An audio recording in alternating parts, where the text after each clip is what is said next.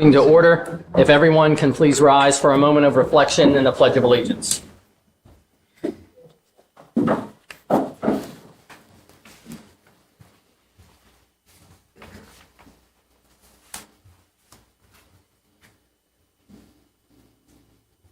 Thank you.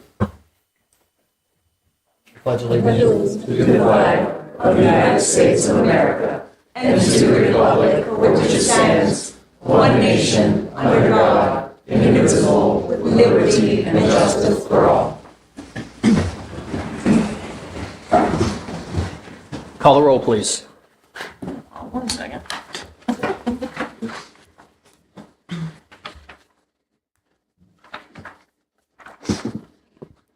Mrs. Franzen? Here. Mrs. Hoover? Here. Ms. Royce, I am here. Mrs. Bowling? Here. Mr. Moore? Here. Mr. Girton? Here. Mr. Braden? Here. We have all members present this evening. Moving on to amendments of the agenda, as if the agenda was not already long enough. We have several items. We are adding a communication. This will be Q2, and that is an email regarding Williams Avenue property. We will add a communication, which will be Q3, from Donna Lake regarding the recreation. We will be adding a second reading. Was that second or third? That was second for crypto. Yes. This will be L3, and that is the crypto ordinance. Also acknowledging that there are new exhibits to the appropriations ordinances, and Mr. Miracle did share all of those with everyone. And we are adding a finance committee report from September 23rd. Mrs. Bowling, I move we amend the agenda as stated. can you repeat it all? I'm kidding. I thought I wrote it down. Is there a second? Mrs. Franzen? I second. Seconded by Mrs. Franzen. Mr. Moore? I'm sorry, Mr. Gears. Was there a need to remove item M3? Oh, yes, there was. Yes. Mrs. Bowling? I will happily amend. Mrs. Franzen? Yes. Thank you.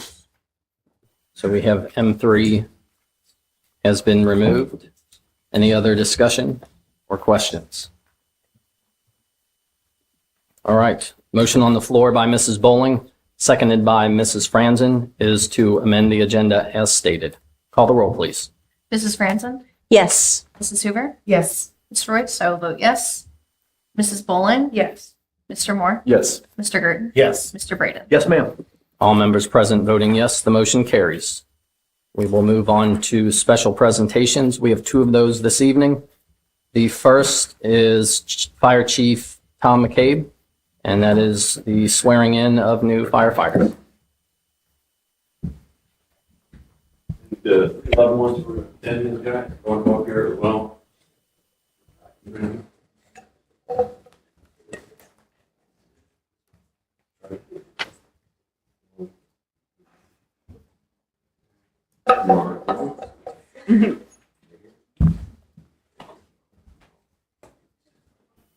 And after they're sworn in, they'll step up and give them their badge, we'll pin them.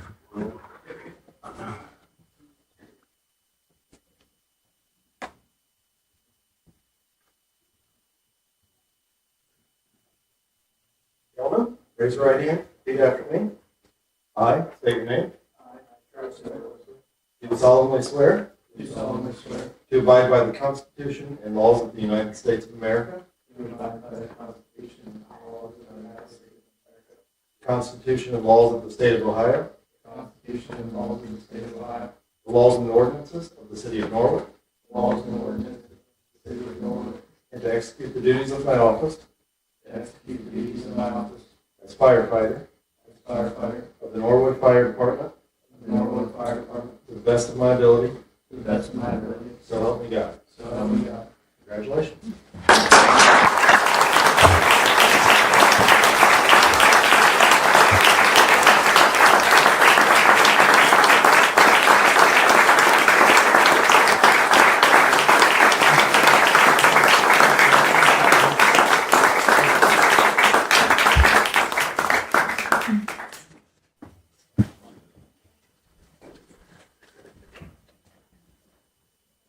Thank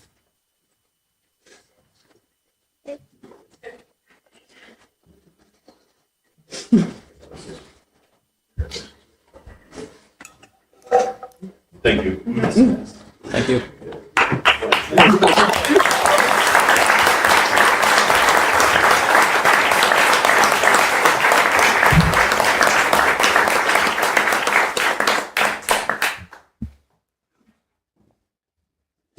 And our next presentation this evening, Mr. Hackworth.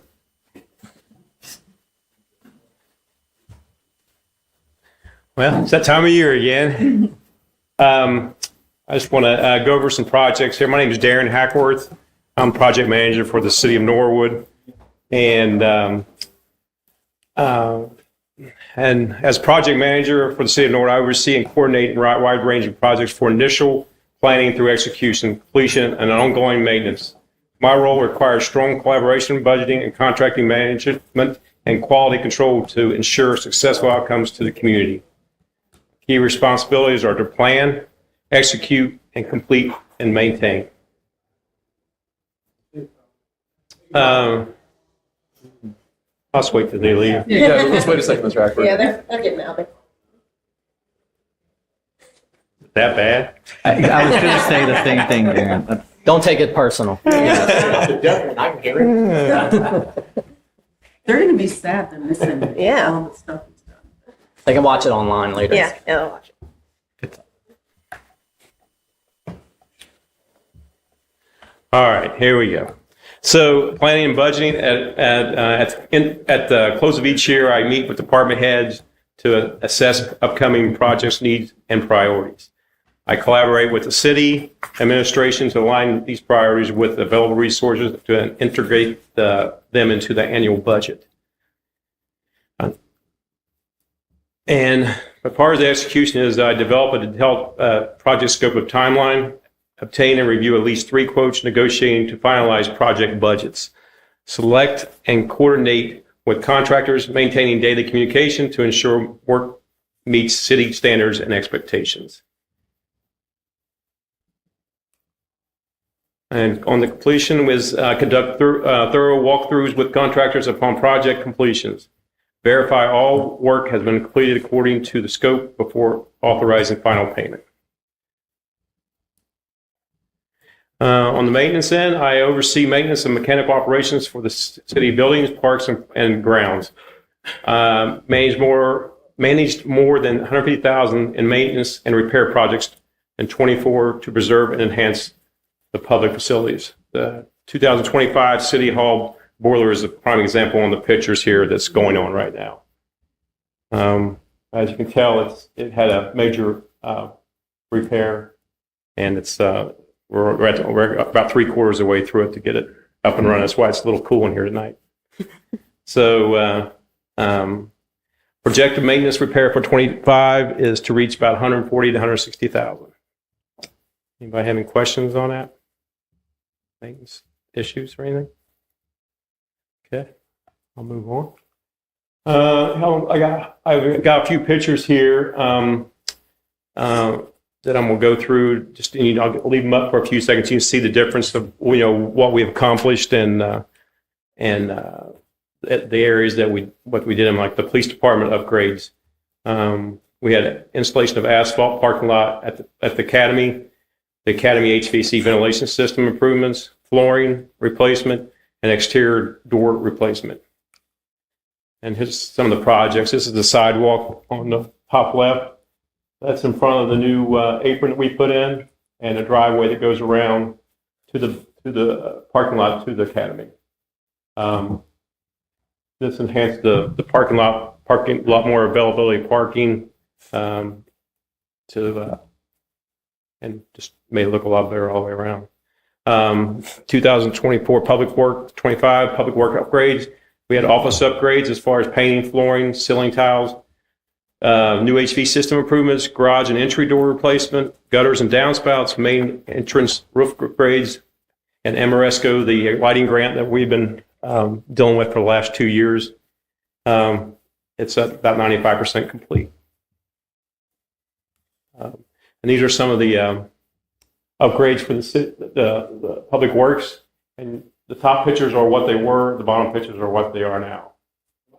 So there's a big difference, and it was a much needed project. So this is one of my favorites because it really shows the difference, from what it was to what it is. I don't think the place had been painted since it was built, and yeah, it looks really nice now, and the guys have really enjoy it now that it feels like they're going into a workplace that's clean, and there's a few more too.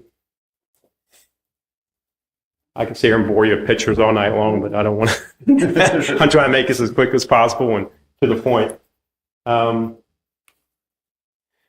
As far as the park upgrades, we had installation of new playground equipment, Lower Millcrest, construction of picnic table shelter, Lower Millcrest, door replacement at Northwoods, Fenwick, and Burwood, concrete work and landscaping handrails at Victory, tennis court asphalt replacement at Tower, new bleachers installed at Doral, and Marsh Park upgrades. And you'll see, I'll go through some pictures here. The top is the Lower Millcrest, where the playground was. Well, what was the playground, but now it's that bottom one's the new playground area. This was a collaboration with Jim of the Highlands and Emily.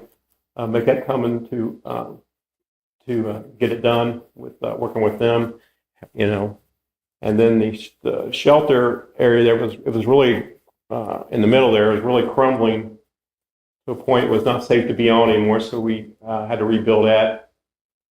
And you can see the difference on the bottom picture there. Tower Park up there, it was a project that, that was a dilapidated old tennis court that we just enhanced and made it a lot better for future, court, or basketball court or whatever. And thank Jeff Gerton for lighting us on getting stuff done for that. Talking to all the residents up there.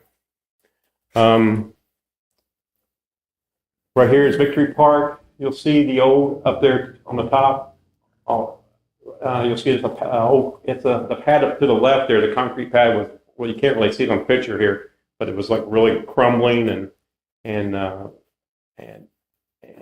just it's falling apart. So we had to tear it out, and we decided we're going to use that area we put it back in there and made it a little bit bigger so we could handle like some tables like for concrete chess and checker tables and then there's new landscaping up there, just seeing the other pictures, and then there's also there's more pictures here. The two pads on the bottom here left are it's going to be a shuffleboard and then a cornhole set on the other one.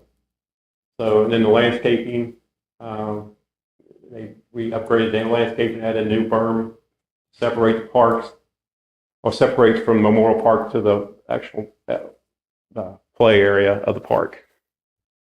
And this is Marsh Park. Marsh Park had a real bad basketball court that was blacktop, and it was like you can see the grass growing through it. And it was just falling apart, so we had to remove that. And they also had an old building foundation where the old pool sat so we removed that, seed and strawed it, put more dirt and seed and strawed it, and then the sidewalk in front of it, we replaced that all the way around the park, on the street side. At the community center, this is one I'm really proud because I enjoy seeing the seniors really smile when you see all these new things come in. But we secured lighting improvement from the grant, and so that's still they're doing the controls for that part of the grant right now, and it's almost complete as part of the MRS scope that we received grant. Replacement of windows completed all the way around first and second floor. The senior center lounge office upgrades. That was going on with my last presentation last year. We hadn't completed yet, so I put it on this one. Senior center exercise room, which is really, the seniors just love it. I mean, it was a room that was a storage room, and we turned it into a exercise room for them to go in and use it. So they really enjoy that. The cafeteria wall installed for new audio and video upgrades. I think that was really an added addition to the big hall, because we have a bigger screen to look at, better audio. Concrete apron in the front, that was falling apart. That was replaced. Exterior painting of trim and doors. That was just recently done about 3 weeks ago, I guess it was. But this place, you'll see the pictures. The top left there was the old storage room entry, and you can see the difference at the bottom picture. And then you see the shelves in the background on the second picture, and the one below it that shows it being finished. And the senior room, I call it, or senior hall, right there. It's got the fireplace that shows before and after, and then the second one also shows the office, the new office for the senior coordinator. But this building has been, and we're still planning on doing some work to it, because it's one of our most used buildings we have, other than recreation and the hall, of course. And there's the community center right there. That's part of it, where the new wall went in, and I did a pano picture of it just to see people, this is during a lunchtime there. That's always busy. I mean, we have classes there now. I'm sure Gabby spoke above it at his presentation. This is a well-used building, and so we have to keep it up and keep it maintained. They're actually doing plaster work right now on the second floor. That's another project we got going because we had some roof damage from years past, and they're doing all the plaster work up there on the second floor, and to hopefully utilize those rooms. Right now, we got maybe 2 rooms being utilized up there with Cub Scouts and Boy Scouts. 2024 recreation upgrades. You have the exterior pool demo fill-in, completion of the engineer drawings for the elevator for the installation for this coming year, hopefully. HVAC system upgrades in recreation building, secure lighting improvement from, there's another part of the Amoresco lighting. That's all complete there, thank God. Concrete install around waterworks pool. We're actually in the process of that, doing another section right now. It's all tore up on the Harris Avenue side. They'll be replacing that. Waterworks pool locker room upgrades consisted of redoing the floor, some of the bathroom faucets, and just cleaning up, painting and everything. And coating the stalls that were in there for the women, and the workroom roof and HVAC system was much needed. So we was able to get that done, and with new HVAC in there. And if you ever rent a room, you'll see how nice it really is.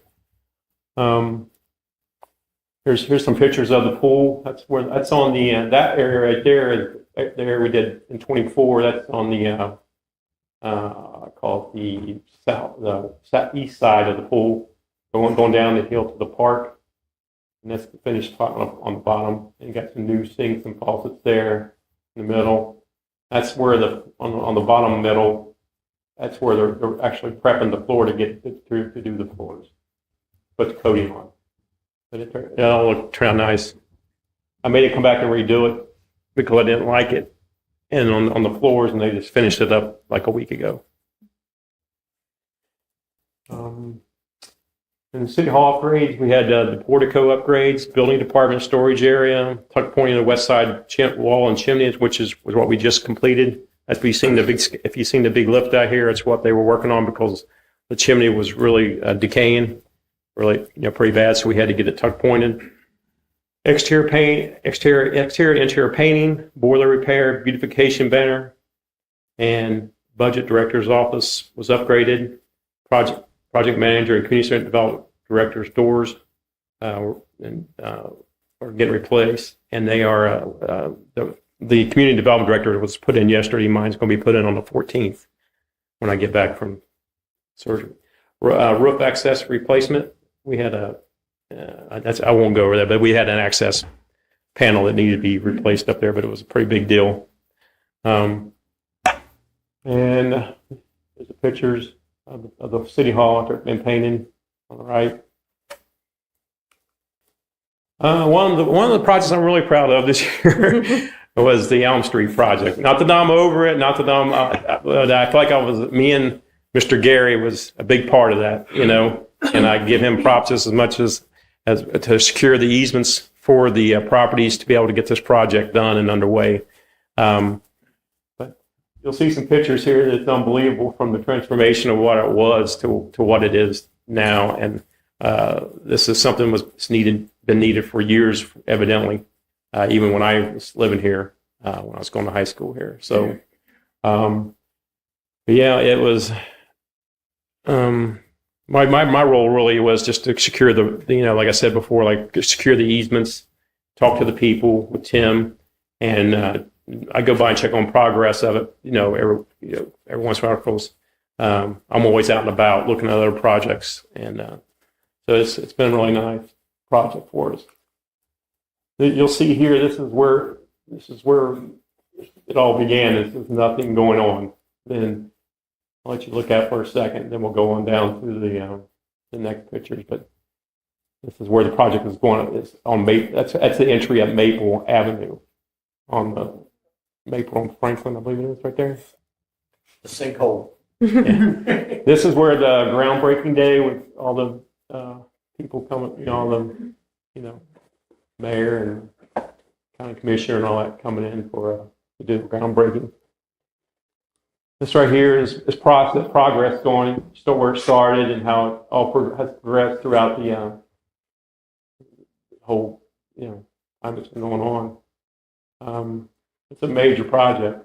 I get, I just keep thinking how bad it was for them people that had to do all this work to make it work right. This is where it's been. This is where the trough is going in, and this is where the water will flow to. That's one of. And I got several projects. I'm really. That's one of them. And so it's like every project I do seems like it's one of my favorites because I get to see the before and after of it. So this right here is a list of projects that was complete. I don't. As a team effort, I don't ever call it my project. There's no I in team, so I always call them team efforts. This is just from August of 24. It's going, it's going have all the, previous months before that. But it's just from August of 24, what's been completed. Every project is sometimes challenging, but they always make everything look 100% better when you see the before and afters. And this is what's been completed since since end of May of 25. There's a lot of projects. That's what you see in red is what's in progress, what's going on. I mean, yellow. I'm not red. What you see in yellow. I think it's red because yeah, so that's what you see in yellow is what's in progress.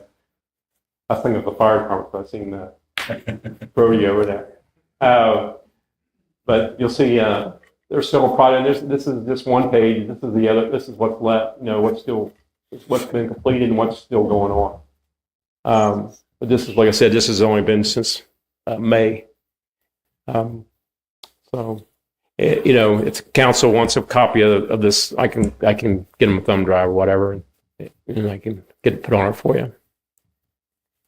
But there are several people, that makes my job easier, and I just want to thank several of them. But I can't go through the whole list. But I always like to thank Noah because he gives me a lot of leadership, and guidance through all my projects, to help me out.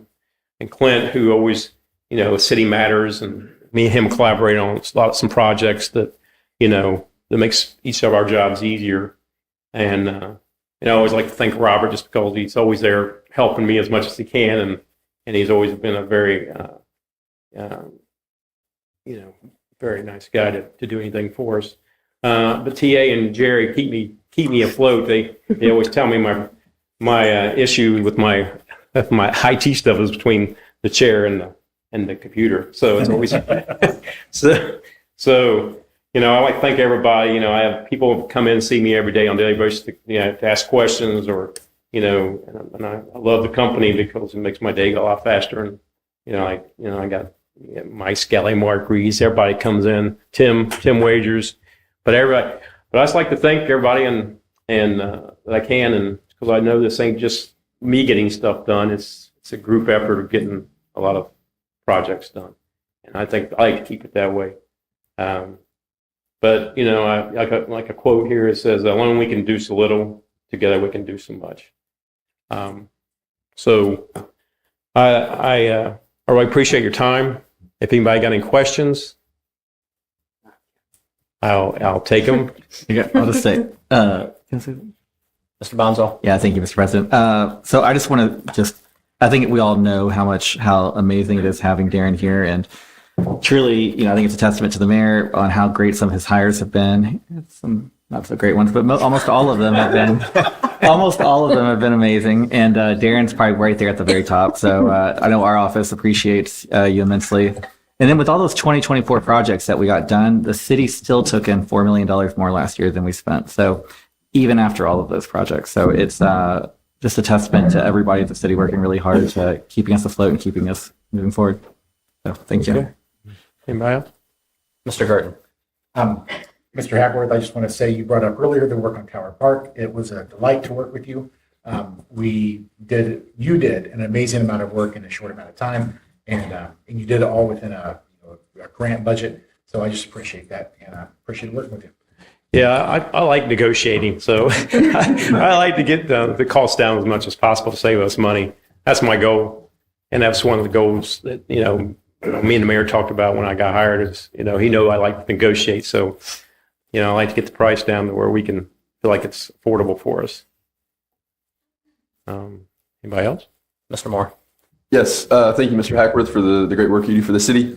Two things I want to comment on. One is the academy. So I actually had a chance to go out there and check out that facility, hear from the officer I was with about some of the challenges with getting, let's say, classroom time in the county to do the training that they need and so forth.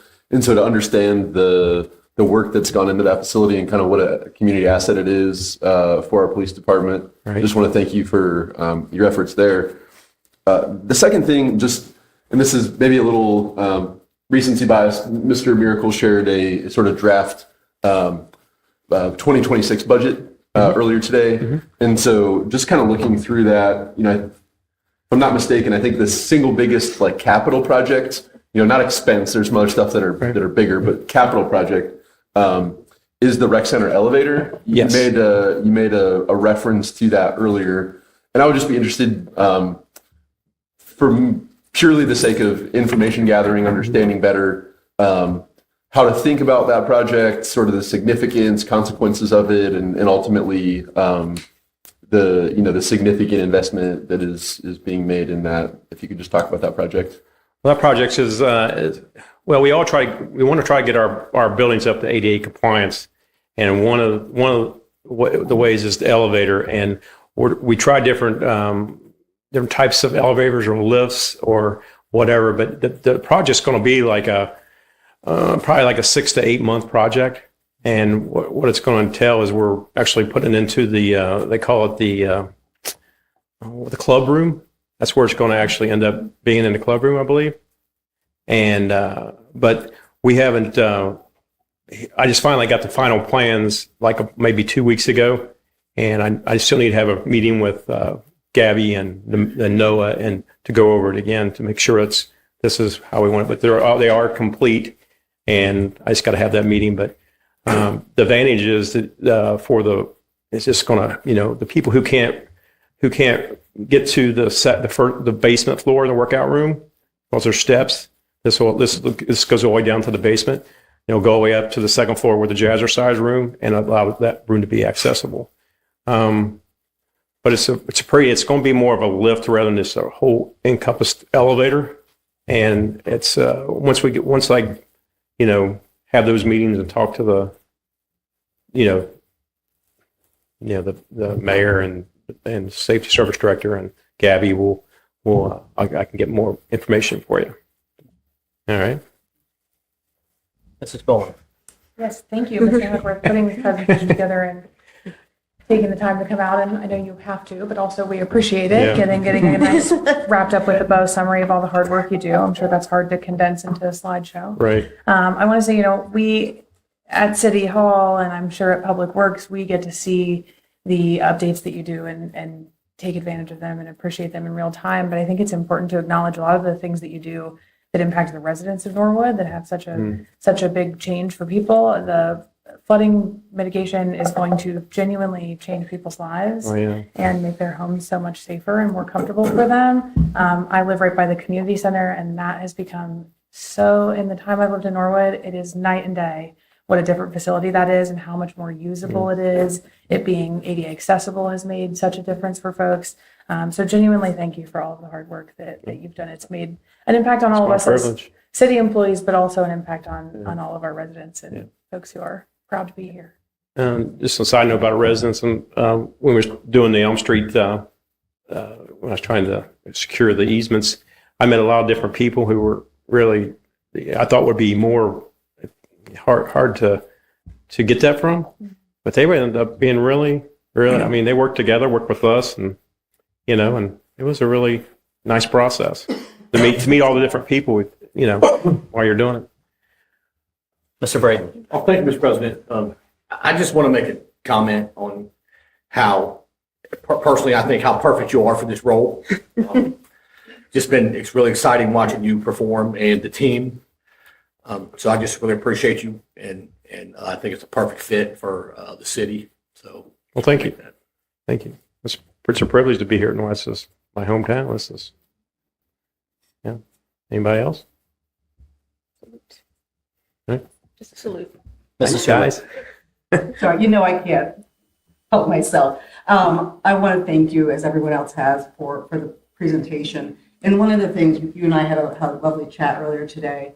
There's really an interesting combination in these projects between both delayed maintenance and real projects that are transformative. And I really appreciate how you are able to sort of move between those two. The not very sexy bathroom doors, as well as, creating whole new spaces. And in particular, the community room at the community center with that half wall and the ceiling fans. Seriously, night and day. Yes. We've had programs in there when the air conditioning would come on, we'd have to yell at each other, and it was not very user friendly. And now it's a lovely space. You can hear, it's comfortable. I was there with the seniors the other day, and it's really vibrant. So it should be, you get a lot quieter in there, because we're trying to, I told the controls, Amoresco, to do a 2-phase on the HVAC to come on separately. Like if one wasn't satisfying the heat or air, that the other one would kick on. So that's in the works right now too. So it'll be a lot. You're doing it behind the scenes, we don't even see. Right. Yeah. Thank you. All right. Thank you. Any other questions or comments? All right. Thank you. Thank you. Thanks, Darren. Moving on to requests to address council. We do have 5 of those. The first is Susan Daniels. If you can state your name and address, and you will have 5 minutes. All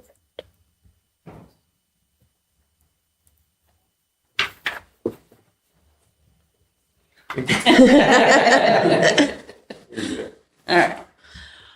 Susan Daniels, 2063 Maple Avenue, president of the Norwood Historical Society. So just a few things. Just want to go over the last couple of scheduled events that we have. So November 5th, which is Wednesday at 6:30 to 7:30, is our Norwood Curiosities. It's going to be at the Northwood Cidery. And that's just, it's a free event. Actually all of our events are free, except for the Prohibition event in December.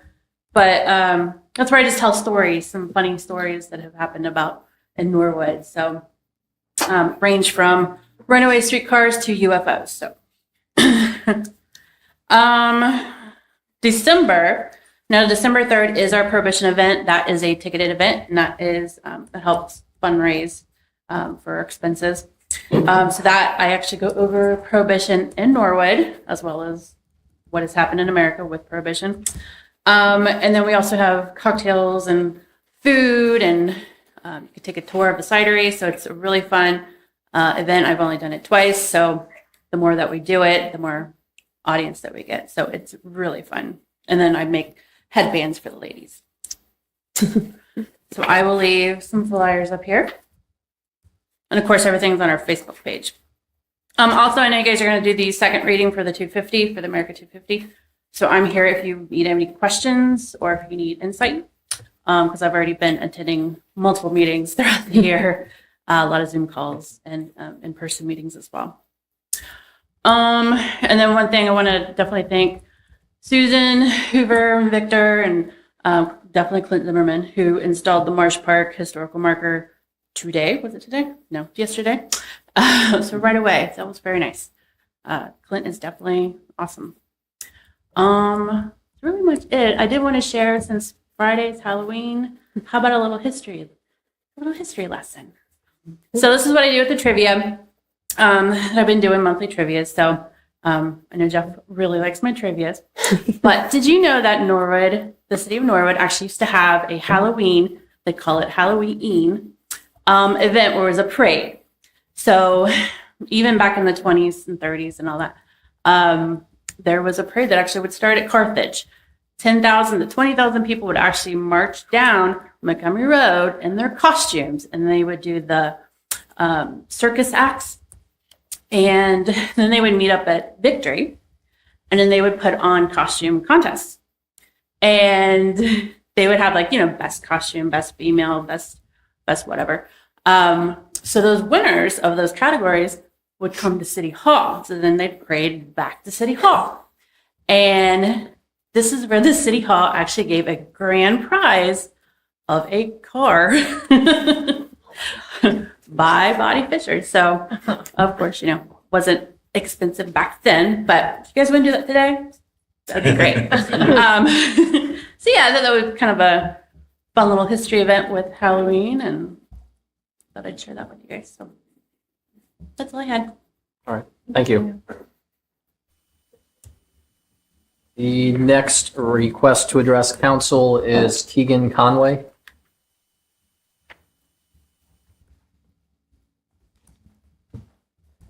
Hi there. My name is Keegan Conway, and I live at 1754 Williams Avenue.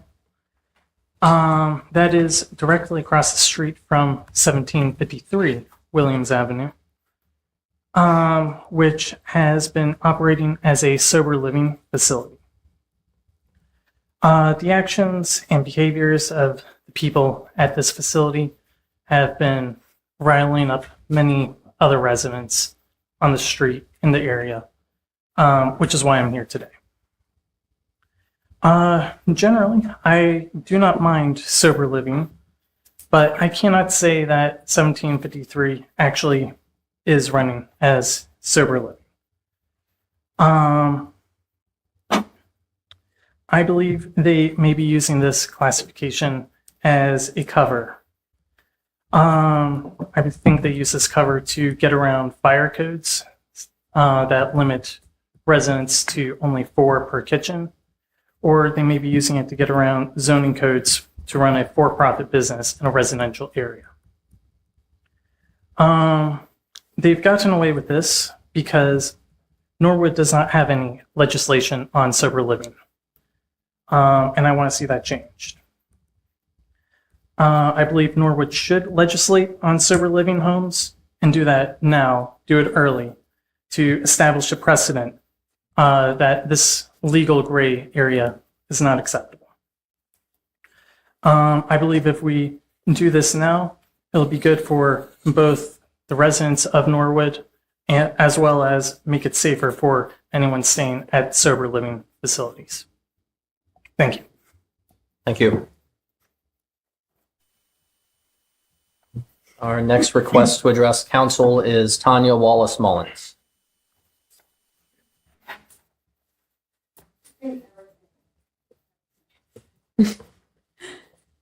Tanya Wallace Mullins, 1766 Williams Avenue. I'm sure everybody got my email about 1753 Williams Avenue. And I mean, I don't know. I always thought that sober or adult living facilities were under group home, fell under group home. I look at their website of this Izzy's house, and to me, it looks just like our code for group home. So I'm confused why.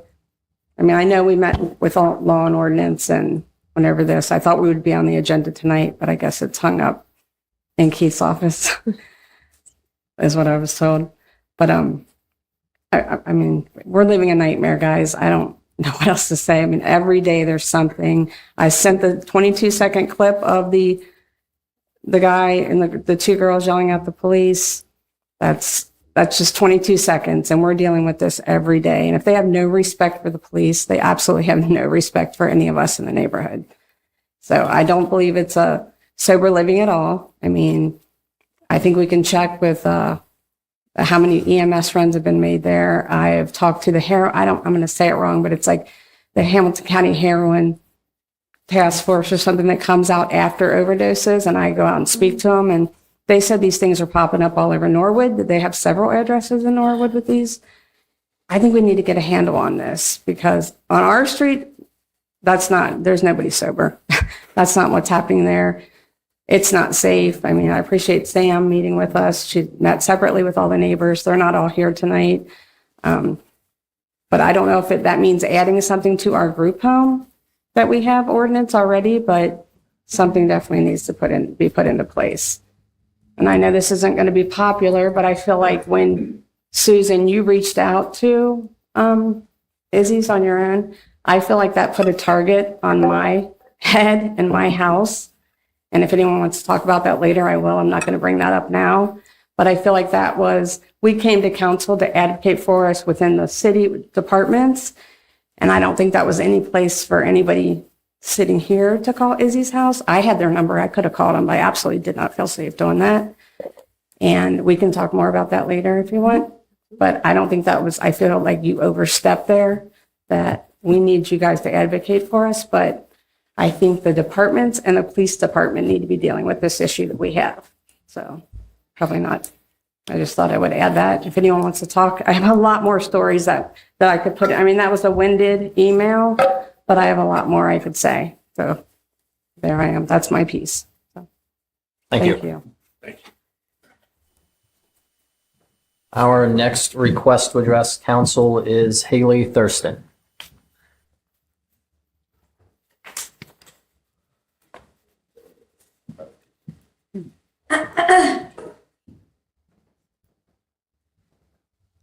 Hello. My name is Haley Thurston. I am a totally blind individual here. This is my first time at City Council. So yay. I am happy to live in the city of Norwood. Honestly, the roads and the street signs could be a little bit better. I've seen that the street signs to South Jefferson, I live at 3911 South Jefferson. I mean, people cannot see my address, guys. It's not good. Because, I have all these, and people have complained about the roads too, that they're not, smooth. I agree with that. I do too. But I think we need to worry about marking the addresses too. So that's my piece. If anyone has any questions, you can definitely see me after. Thank you. And our last request to address council is Bishop Sonny James.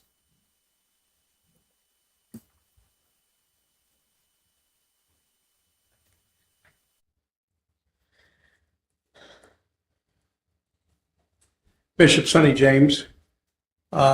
First, let me say how proud I am of program directors coming up and giving updates.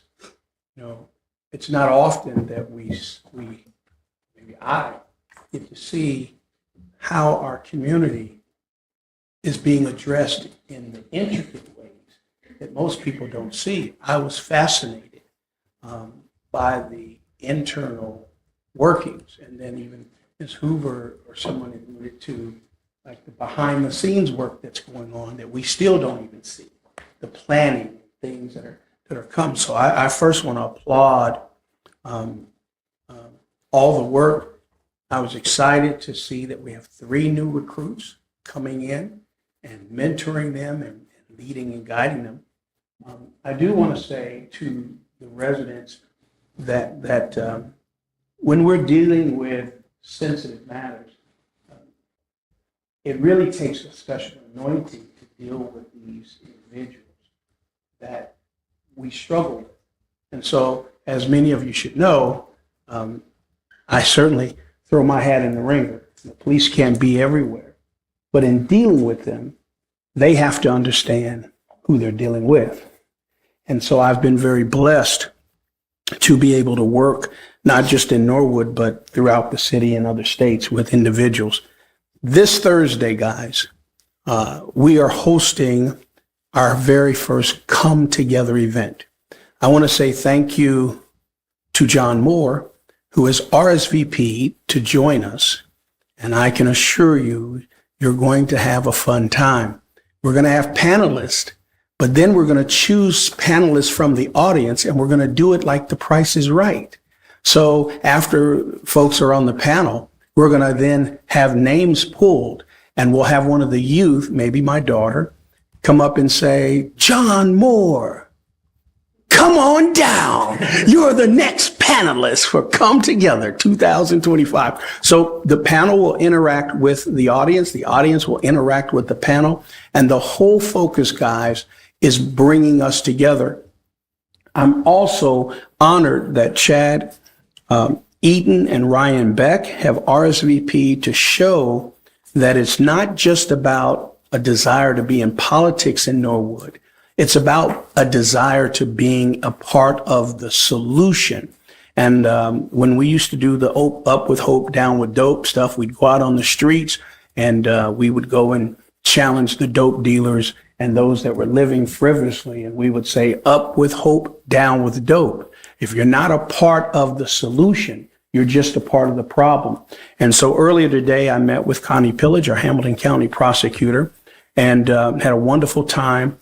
And guys, I am just so surprised at how political parties can restrict us from our desire to come together. And I want to challenge all of my Norwoodians. I also want to say, Haley, what a wonderful job. In building a better community, everybody has to feel like their voice matters. And so, Haley, I want to say to you publicly, I honor you, even being bold to step forward and to come before your local city council. And to all those watching and listening, and to the current city council, I want to say to you all, I appreciate those of you who have challenged me throughout your time here. And I pray that you appreciate the few times I've made a few challenges as well. But those of you who will no longer be with us, those of you who will be replaced, you're still Norwood, and you still have a place in this community. And my prayer is that after this election is over, that we can all still come together and work. And I want to say this publicly to all those listening. I've had, I think, over 178 personal conversations or phone calls or emails about who you should vote for. Let me stand publicly and say, I cannot tell anybody who they should vote for. I am not here to sway anybody. You have to go with your heart's conviction. But I will say, when you ask me, I am compelled to share. So for those of you who have asked me, I have freely just given my opinion of what I believe is in the overall best interest of Norwood moving forward. And I unapologetically make those, and I'll be with you all in the booth, and that's my note to go home. But let's vote, let's vote, let's vote. And Norwood, please come out. If you don't have the invite, email me at Bishop S for Sonny James 12@gmail.com, and I'll be glad to give you one of my flyers, but you have to RSVP or you can't be there. All right. God bless you all. Come together 2025. Thank you. Moving on to our next item on the agenda, that is standing reports of committees of council. We have the Finance Committee report from September 23rd. Mr. Garten. I'd like to comment that it's October 14th, even though, I mean, you're correct, the paper says September 23rd. All right. But it should say October 14th. Noted. To the Honorable Council of the City of Norwood, Ohio, we, the Committee of Finance, Budget, Audit, and Claims, to whom was referred the budget, beg leave to submit the following report. The Finance Committee met to discuss recommendations on the budget by November 1st, 2025, per the Financial Recovery Plan. The Finance Committee recommends an increase in the budget for the Community Center under materials and supplies of $10,000 for the Senior Center programming.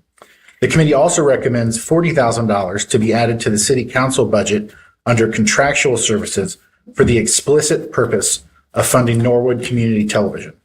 Discussion was also had about the need for zoning review in building department operations, but no decisions were finalized at this meeting.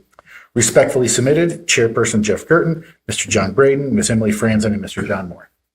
Thank you. Mr. Braden. Oh, thank you, Mr. President. Motion that the committee report be received and filed. Motion to receive and file the committee report. Mrs. Hoover. I'll second. Seconded by Mrs. Hoover. Any discussion? Call the roll, please. Mrs. Franzen? Yes. Mrs. Hoover? Yes. Ms. Royce? I will vote yes. Mrs. Boland? Yes. Mr. Moore? Yes. Mr. Girton? Yes. Mr. Braden? Yes, ma'am. All members present voting yes, the motion carries. Moving on to third readings of resolutions and ordinances.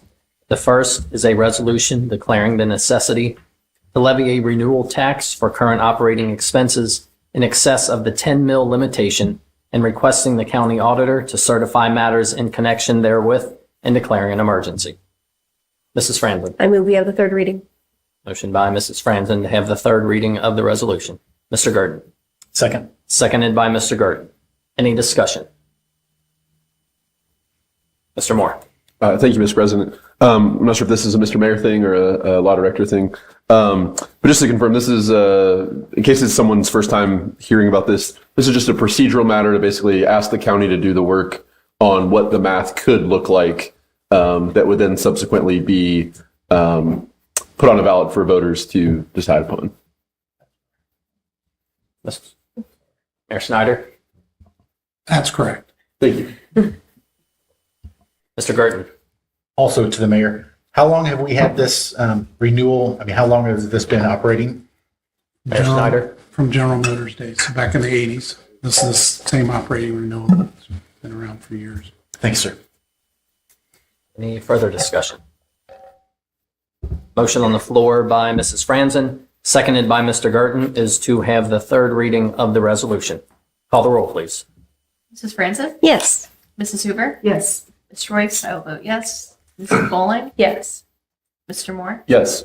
Mr. Girton? Yes. Mr. Braden? Yes, ma'am. All members present voting yes, the motion carries. Please have the third reading of the resolution. Resolution declaring the necessity to levy a renewal tax for current operating expenses in excess of the 10 mil limitation and requesting the county auditor to certify matters in connection therewith and declaring an emergency. Thank you. Mrs. Bowling. I move that we pass the resolution. Motion by Mrs. Bowling to pass the resolution. Mrs. Hoover. I'll second. Seconded by Mrs. Hoover. Any discussion? Call the roll, please. Mrs. Franzen? Yes. Mrs. Hoover? Yes. Ms. Royce? I will vote yes. Mrs. Bowling? Yes. Mr. Moore? Yes. Mr. Girton? Yes. Mr. Braden? Yes, ma'am. All members present voting yes, the motion carries. Moving on to the next item. This is a resolution declaring the necessity to levy a tax in excess of the 10 mil limitation for general construction, reconstruction, resurfacing, and repair of streets, roads, and bridges in the city of Norwood, and requesting the county auditor to certify matters in connection therewith and declaring an emergency. Mrs. Bowling. I move that we have the third reading. Motion by Mrs. Bowling to have the third reading of the resolution. Mrs. Hoover. I'll second. Seconded by Mrs. Hoover. Any discussion? Mr. Garten. Oh, you can go ahead. Oh, I was going to ask that we take a second for Mr. Moore to come back so he can vote on this, but I didn't know how long he would be gone. Mr. Moore's briefly stepping outside to grab contact info from the resident, and he will be right back. Yes. While he is there, I do have a question for the mayor. So we're looking at a 1 mil increase in property tax. Correct. Yes. That's what we're looking for is 1 mil. Awesome. That would be specifically for reconstruction and resurfacing streets, roads, and bridges. Great. Yeah. And just like this previous resolution, this is the same thing where we send it to the auditor. They tell us how much we could potentially raise if we did it. And then we let the voters decide whether they want to or not. For me personally, I think that this is a great thing to explore. And I'm glad that it's on our agenda today. Mr. Mayor. I've said before, and I'll say again, we as an administration and as a city had to get our house in order first before we would even think about going in front of the voters and asking for a little bit of money to be locked into this. And I think we've done a good job at that over the last few years. We've spent much more of the general funds on streets than we ever have in my lifetime. And our streets are improving, but you hear it and we hear it all the time. We need better streets. And we need residential streets completed. We've done our main thoroughfares. And Montgomery Road's turned out beautiful, and 561, which is another straight route, turned out beautiful. But to do residential streets, the streets that are back in our communities, we've got to have a way to do that, and this provides some of it. And we'll continue to try to leverage these funds in any way we can to get the most out of it, as we've done in the past. So I think it's the right move for now. Mr. Burton. To add to that, if my memory serves me correct from the budget from this year, it was over $3 million that we dedicated to, is that correct? Yeah, to Montgomery Road and to 561. And that was, if I'm right, half the cost because they were also grant funded. So we did however many miles that is, 6 miles for $6 million. But we only committed 3 million. So we're going to be spending $1 million a mile in order to get these streets done. And we can't keep, committing $3 million out of our general fund, hoping for grant funds to match that. So I'm for this ordinance. Thank you. Mrs. Franzen. Yep. And just a note for people who are interested in this, assuming that we pass this tonight, doesn't guarantee it's going to be on the ballot. We would have to come back to us, and then we could approve the ballot language, if that's correct, Mr. President. Mr. Moore? Or Mr. Moore? That's correct. Cool. So there's other chances. If you have something you want to say about this, this is not the last chance to speak on this. And for me, this is, I look at the math of how many years it will take at our current rate to pave all our streets. And by the time we get to the last street, we're going to have to start repaving the streets we had finished like in the first year.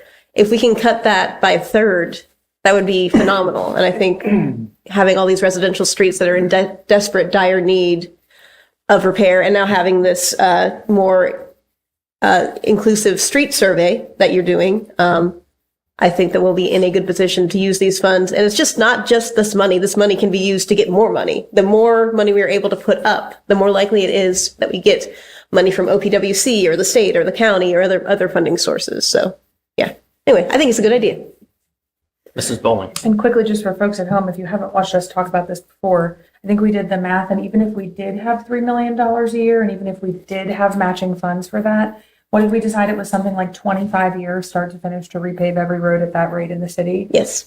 So, yeah, I think that is not, in 25 years, I would say we'd be overdue to start repaving again. So I think it's a great way to supplement this and get some progress made a little more quickly.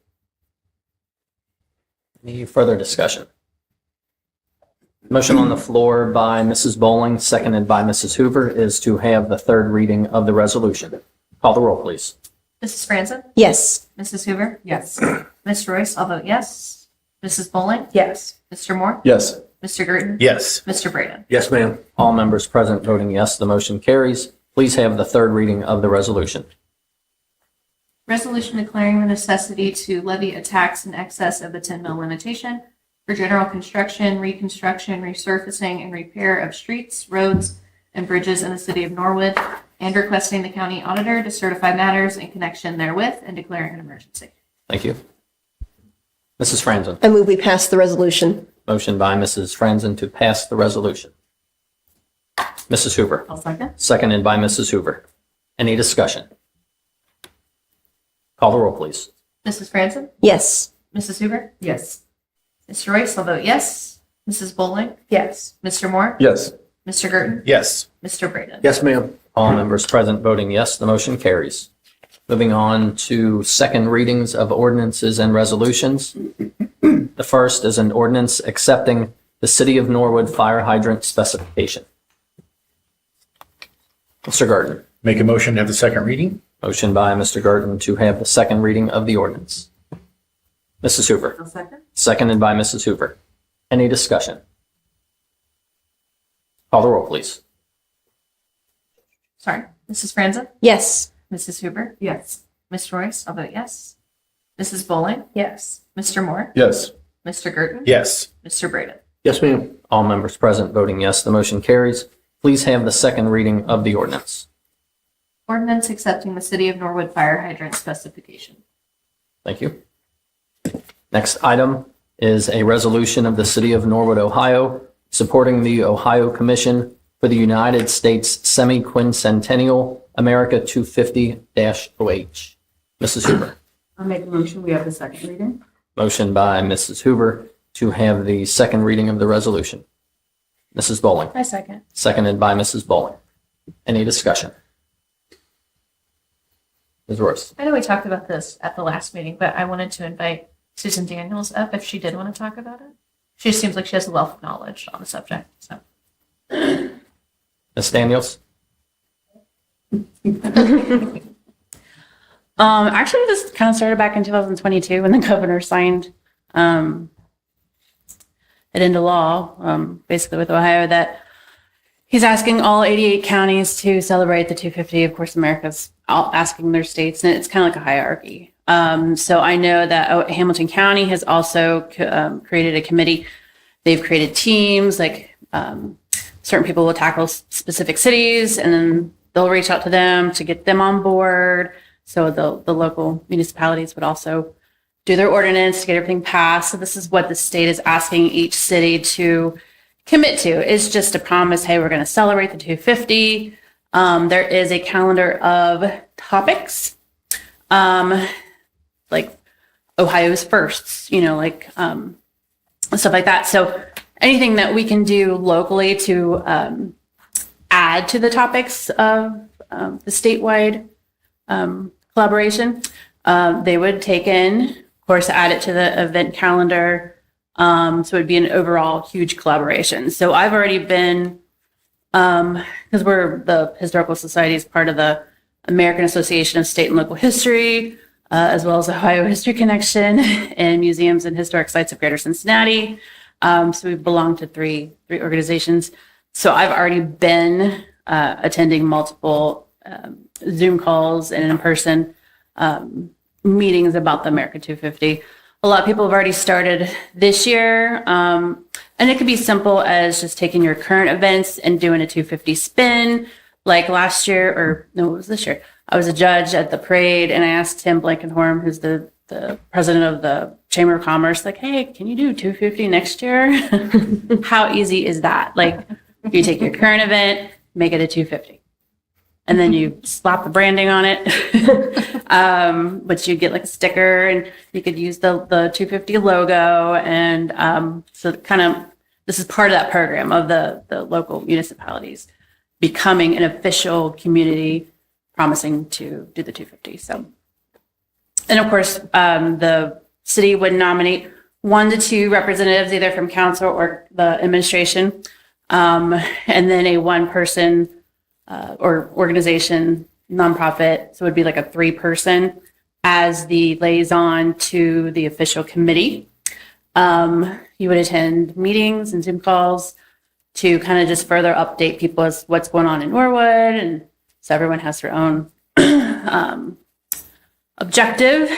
And Ohio is number one in the America that's actually celebrating the 250 early and it's full force. So like people in Kansas haven't even started. So a little sad, but anyway, so yeah, so basically this whole doing the passing the resolution is to get that momentum started at a city level, and then create a subcommittee so we can invite multiple nonprofits that's within Norwood, and then we can have our own, either create new events or talk about how they can do their spin on the 250 and then submit it like here's a list of all the things that we're doing for 250. So any questions? Thank you. Any further discussion? Motion on the floor by Mrs. Hoover, seconded by Mrs. Bowling, is to have the second reading of the resolution. Call the roll, please. Mrs. Franzen? Yes. Mrs. Hoover? Yes. Mr. Royce, I'll vote yes. Mrs. Boland? Yes. Mr. Moore? Yes. Mr. Girton? Yes. Mr. Braden? Yes, ma'am. All members present voting yes, the motion carries. Please have the second reading of the resolution. A resolution of the City of Norwood of Ohio supporting the Ohio Commission for the United States Semi-Quincentennial, America 250-OH. Thank you. Moving on to third readings of resolutions and ordinances. And the first is an ordinance modifying the Community Reinvestment Area Agreement with TST. Oh, yeah, I did. No. Oh, yeah, that was. Put it in the wrong order. All right. Thank you to the clerk pro tem for keeping me in order. All right. The last item under the second readings of ordinances and resolutions. And this is an ordinance amending Part 7, Business Regulation Code of the Norwood Codified Ordinances to add new Chapter 773, Cryptocurrency ATM Warning Requirement, and declaring an emergency. Ms. Royce. I would like to suspend the rules and have the second and third readings. Motion by Ms. Royce to suspend the rules and have the second and third readings of the resolution. Mrs. Bowling. I'll second. Seconded by Mrs. Bowling. Any discussion? Call the roll, please. Mrs. Franzen? Yes. Mrs. Hoover? Yes. Mr. Royce, I'll vote yes. Mrs. Bowling? Yes. Mr. Moore? Yes. Mr. Girton? Yes. Mr. Braden? Yes, ma'am. All members present voting yes, the motion carries. Please have the second and third readings of the ordinance. An ordinance amending Part 7 Business Regulation Code of the Norwood Codified Ordinances to add new Chapter 773, Cryptocurrency ATM Warning Requirement, and declaring an emergency.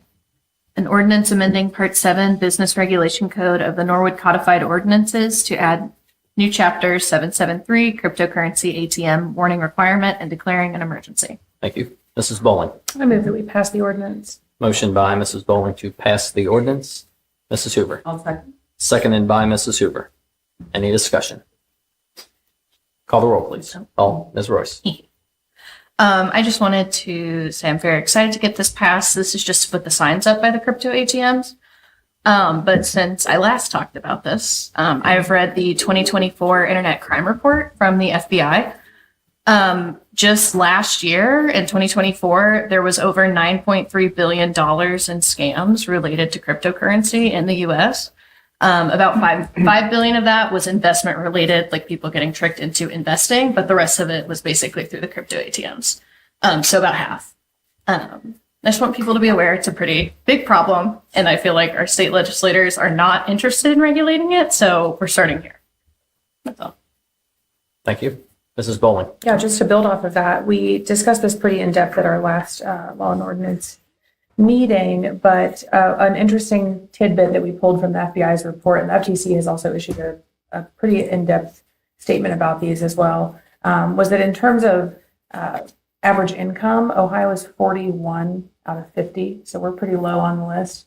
But in terms of most money lost to this specific type of crime, we are number 15 in the country. So we are incredibly high in terms of the fact that our residents are getting targeted in these kinds of scams disproportionately. And I want to be clear, we've talked about this before, and there's a lot of kind of like, well, elderly folks who aren't as familiar with technology. But the numbers in this FBI document, it's every age range. And they've got like 30 different types of scams where it could be extortion, it could be, fraud, it could be all sorts of things. And different folks are getting targeted in different ways. But this is really negatively impacting really all demographics. And so I think it's great, Ms. Royce, that you have taken the time to get this worked on. This is definitely something that's negatively impacting our residents, and we are not really benefiting from this. Thank you. Mr. Braden. Oh, thank you, Mr. President. Yeah, I think this is pretty important. And I enjoy this on the ballot being able to, on our agenda this evening.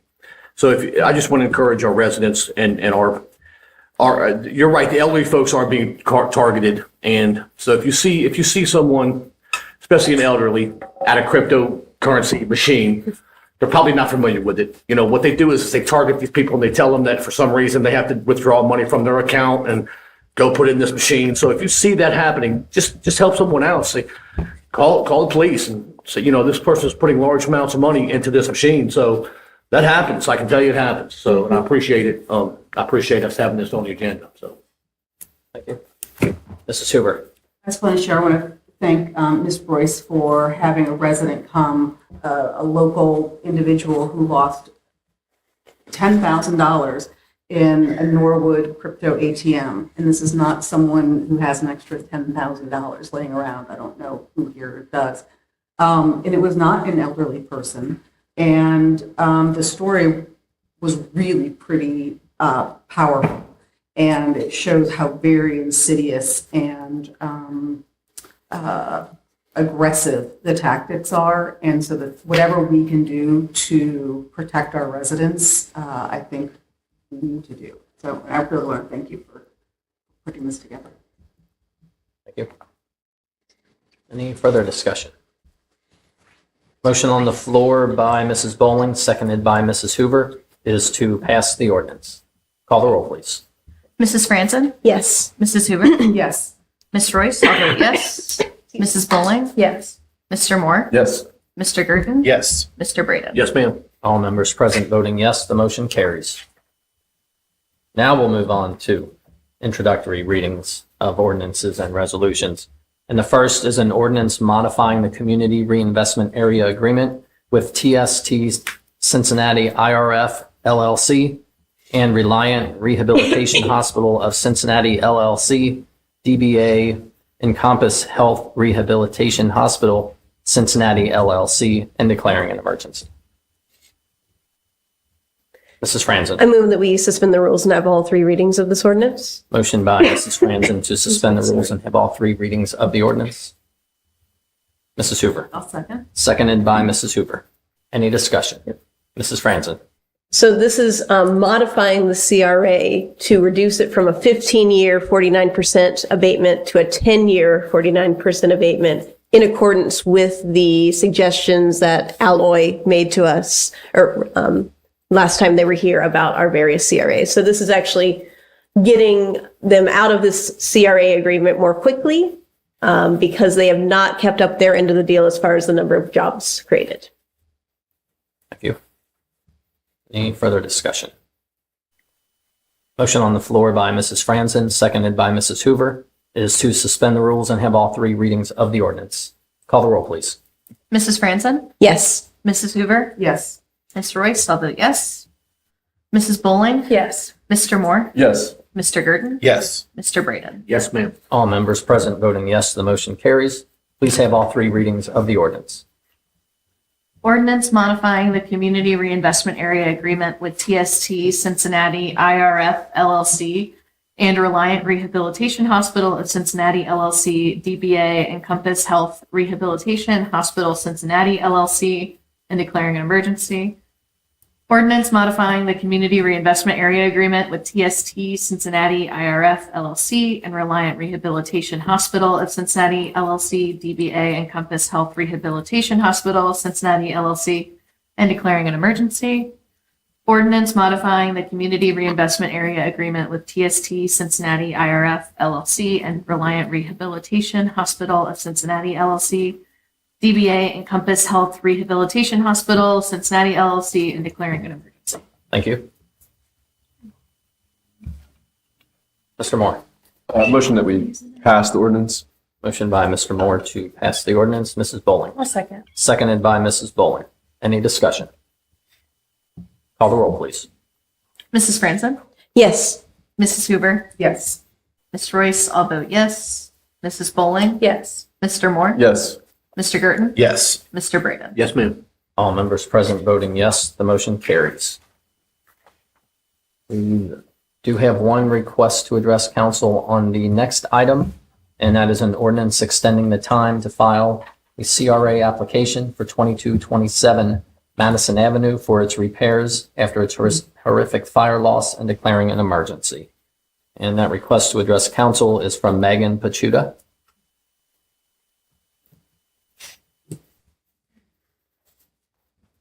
Hi, my name is Megan Pachuta. My husband, Jason, is behind me right here. We suffered a house fire in July of 2022.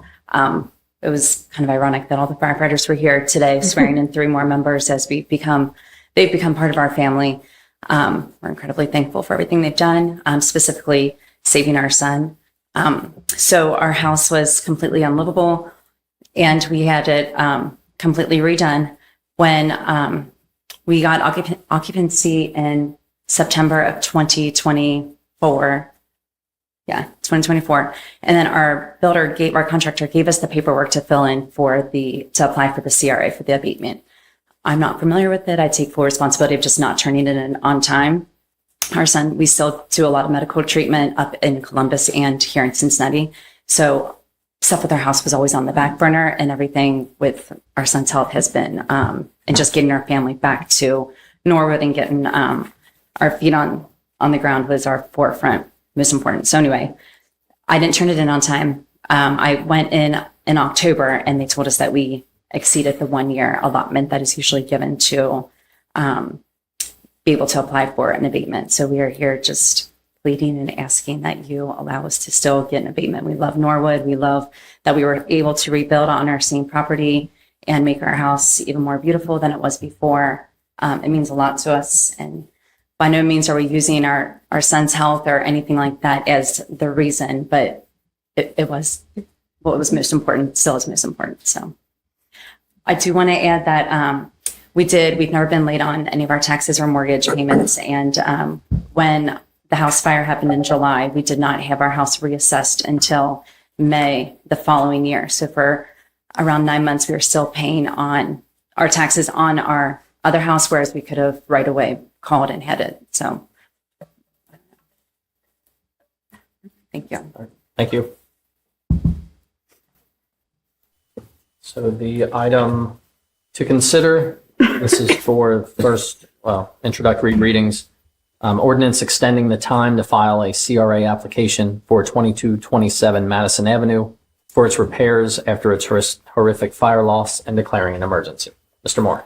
I move that we suspend the rules and have all 3 readings. Motion by Mr. Moore to suspend the rules and have all 3 readings of the ordinance. Mrs. Hoover. I'll second. Seconded by Mrs. Hoover. Any discussion? Mrs. Hoover. I'd like to say, I don't think I'm not going to cry. I don't think anyone in this room is untouched by your story. And I was also really touched when the firefighters were here, thinking about your story. And one of the things that I always think about is the time. I can't look at you, I'm sorry.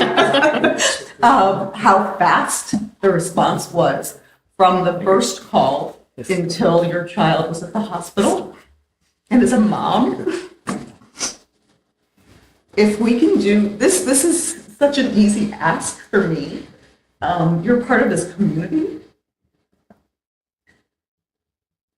This is why this is such a great place. This is small. It's Norwood, right? 20,000 people. We should be able to do this for you without a second thought. I'm so glad that your story has the ending that it does. And so grateful that you're choosing to stay in Norwood. And if this is something that we can do for you, I'm happy to do it. Mr. Braden. Thank you, Mr. President. Yeah, I want to agree with Ms. Hoover's sentiments. So I lost my house in 2010 to a house fire, and I can just I can't really relate. You know, I just thank God that your son is okay. Maybe I really don't know the details, but so I lost everything in 2010, and it took me 2 years to rebuild.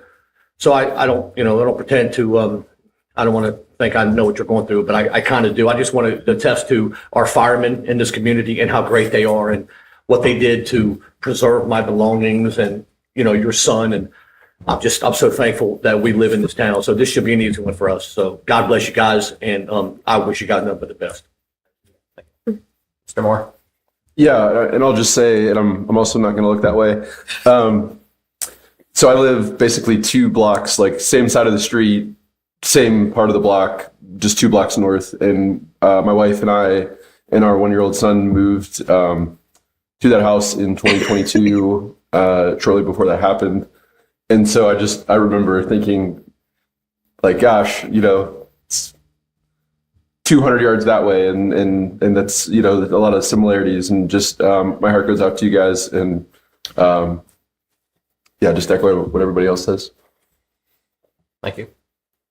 Any further discussion? Motion on the floor by Mr. Moore, seconded by Mrs. Hoover, is to suspend the rules and have all 3 readings of the ordinance. Call the roll, please. Mrs. Franzen? Yes. Mrs. Hoover? Yes. Ms. Royce, I will vote yes. Mrs. Bowling? Yes. Mr. Moore? Yes. Mr. Girton? Yes. Mr. Braden? Yes, ma'am. All members present voting yes, the motion carries. Please have all 3 readings of the ordinance. Ordinance extending the time to file a CRA application for 2227 Madison Avenue for its repairs after a terrific fire loss and declaring an emergency. Ordinance extending the time to file a CRA application for 2227 Madison Avenue for its repairs after a terrific fire loss and declaring an emergency. Ordinance extending the time to file a CRA application for 2227 Madison Avenue for its repairs after a terrific fire loss and declaring an emergency. Thank you. Mr. Braden. Thank you, Mr. President. Motion to pass the ordinance. Mrs. Franzen. I second. Seconded by Mrs. Franzen. Any discussion? Call the roll, please. Mrs. Franzen? Yes. Mrs. Hoover? Yes. Ms. Royce, I will vote yes. Mrs. Bowling? Yes. Mr. Moore? Yes. Mr. Girton? Yes. Mr. Braden? Yes, ma'am. All members present voting yes, the motion carries. Moving on to the next item is an ordinance to change appropriations for the year 2025 and declaring an emergency.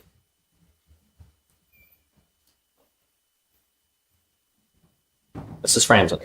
Excuse me. I move that we suspend the rules and have all 3 readings of this ordinance. Motion by Mrs. Franzen to suspend the rules and have all 3 readings of the ordinance. Mr. Girton. Second the motion? Seconded by Mr. Girton. Any discussion? Call the roll, please. Mrs. Franzen? Yes. Mrs. Hoover? Yes. Ms. Royce, I will vote yes. Mrs. Bowling? Yes. Mr. Moore? Yes. Mr. Girton? Yes. Mr. Braden? Yes, ma'am. All members present voting yes, the motion carries. Please have all 3 readings of the ordinance. Ordinance to change appropriations for the year 2025 and declaring an emergency. Ordinance to change appropriations for the year 2025 and declaring an emergency. Ordinance to change appropriations for the year 2025 and declaring an emergency. Thank you. Mrs. Bowling. I move that we pass the ordinance. Motion by Mrs. Bowling to pass the ordinance. Is there a second? Mrs. Hoover. I'll second. Seconded by Mrs. Hoover. Any discussion? Call the roll, please. Mrs. Franzen? Yes. Mrs. Hoover? Yes. Ms. Royce, I will vote yes. Mrs. Bowling? Yes. Mr. Moore? Yes. Mr. Girton? Yes. Mr. Braden? Yes, ma'am. All members present voting yes, the motion carries. The next item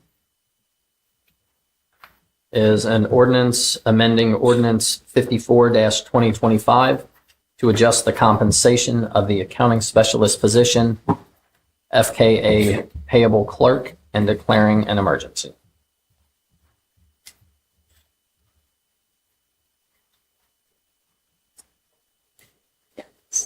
Mrs. Hoover.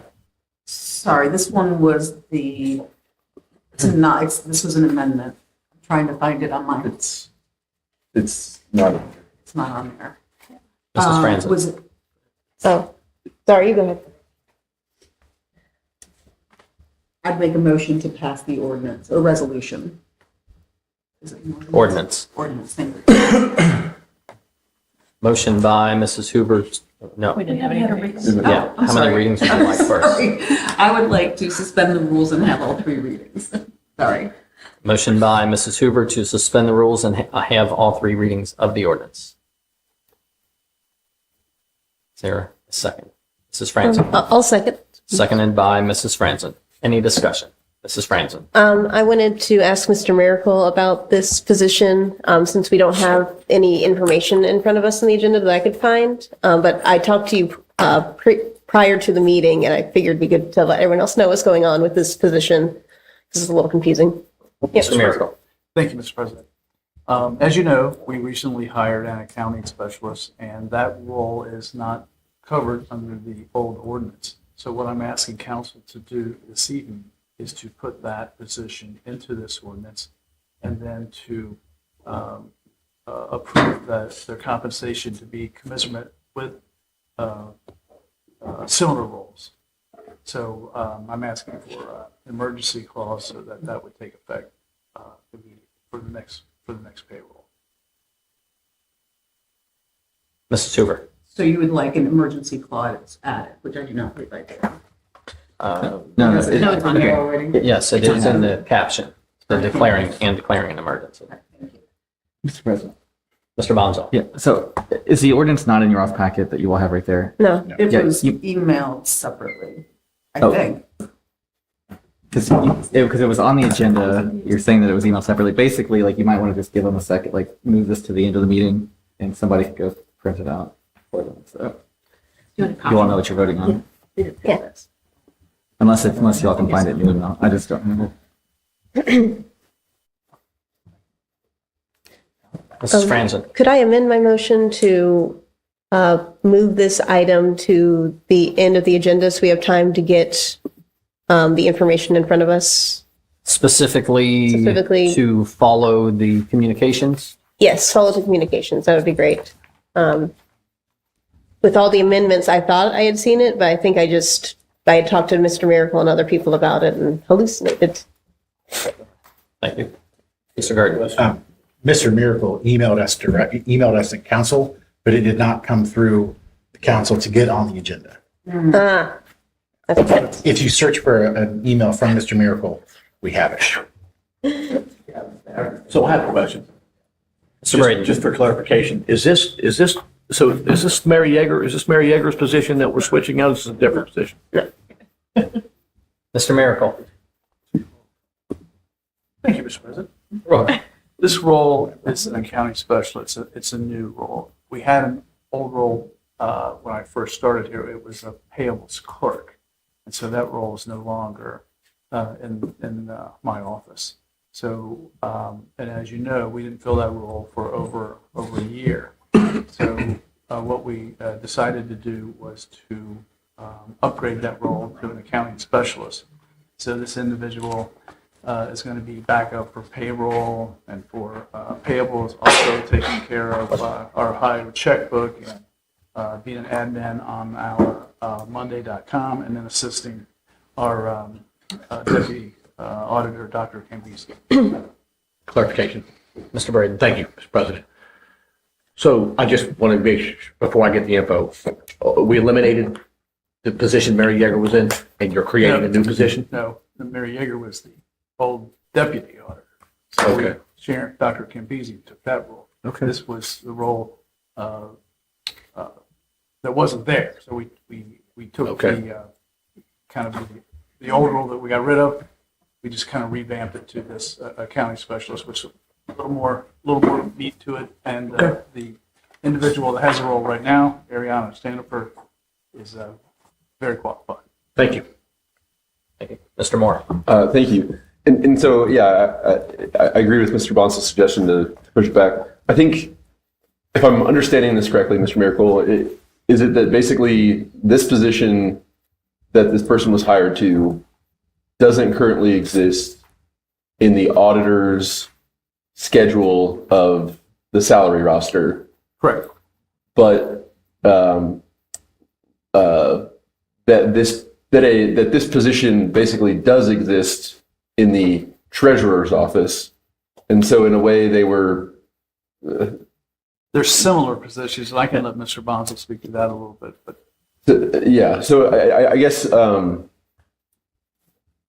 just sort of procedurally, like I just wonder how did the position get posted? How how did all that happen? If it kind of it sort of doesn't exist. It's an elevated version of a previous position. correct. But I guess otherwise, like, sort of doesn't exist in its current form. And so I don't know. It just seems like somewhere along the way there would have been some kind of procedural confusion. Mr. Miracle. Thank you, Mr. President. I think that the role was never entered into this old ordinance, and so that's what I'm asking you to do. And in doing so, we can adjust that compensation for what is currently being performed.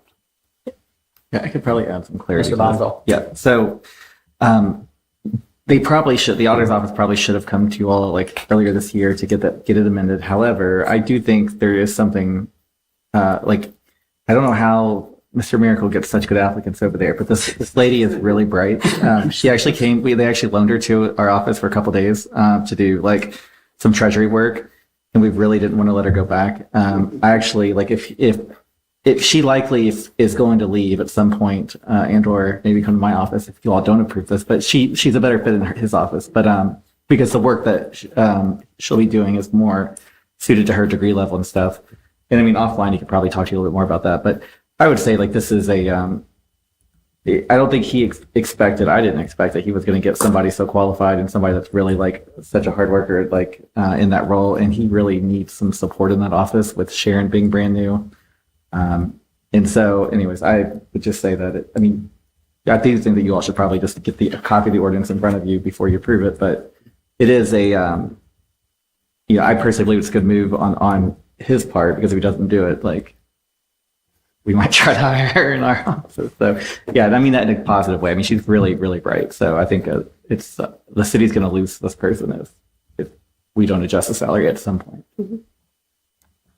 Mr. Gurdon. I want to correct my previous statement. We got an email about the appropriations, not about this from Mr. Miracle. So I apologize for that. My concern, I think, like my big kind of question that I'm wrestling with is, I feel like we are far behind what is pay equity for the position in the city. And I mean, it sounds reasonable to increase this person's pay, but I also wonder about all the other people that have been working here for years and we're not increasing their pay. So I feel like we need to look into a rescheduling, and I understand that one is in the works, but I think that's my larger concern. Mrs. Franson. Yeah, I would agree with that. I think this makes sense now that I understand a little better, because I was at first confused when I looked at this. Like, oh, she's only been there for 2 weeks. That's weird. She's getting a pay raise already, but it's a different position. It's a different scheduling, and that makes sense. And I agree. If we want talent to stay here in the city, and I want that, so you don't have to keep looking for new clerks, I think it would be good to make sure that we are in alignment with cities of a similar size. So I would support increasing, or at least taking a look at see how we can better have our compensation be competitive with other cities. Mr. Miracle. Just a couple more additional thoughts.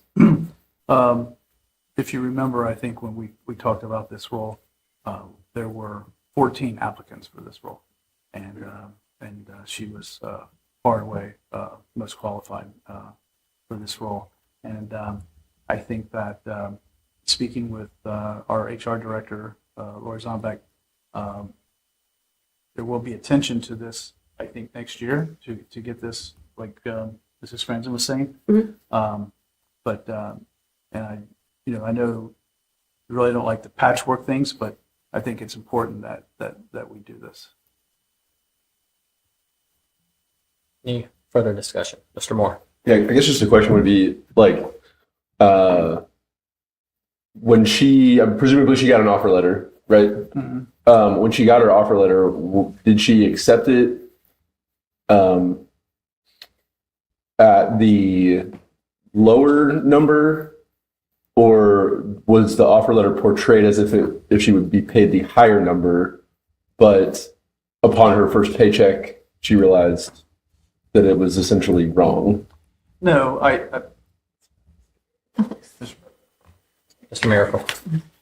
no, that's not how that happened. I'm sure that our HR director did present the offer letter, and she accepted what was offered to her at that time. But I think in the sense of fairness, and also, I think we have someone here that I feel very strongly about, is doing an excellent job, and look forward to what she can continue to do. But that's why I brought this here, because our goal here is retention, right?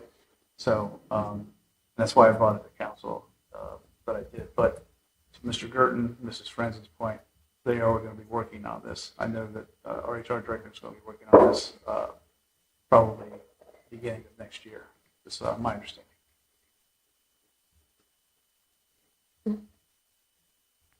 Any further discussion?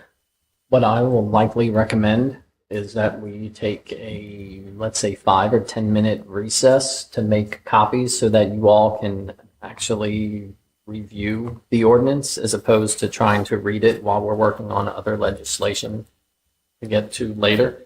I know, I'm sure we want to multitask, but that way we can get the copies to everyone. You can review those.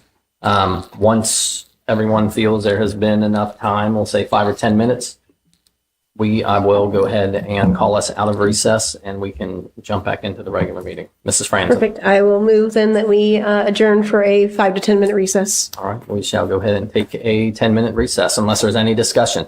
I was just going to suggest, since Mr. Bonsall is actually doing that right now, might we finish out the rest of M, which is just 2 more items, and then we'll have the copies at that point and whatnot. And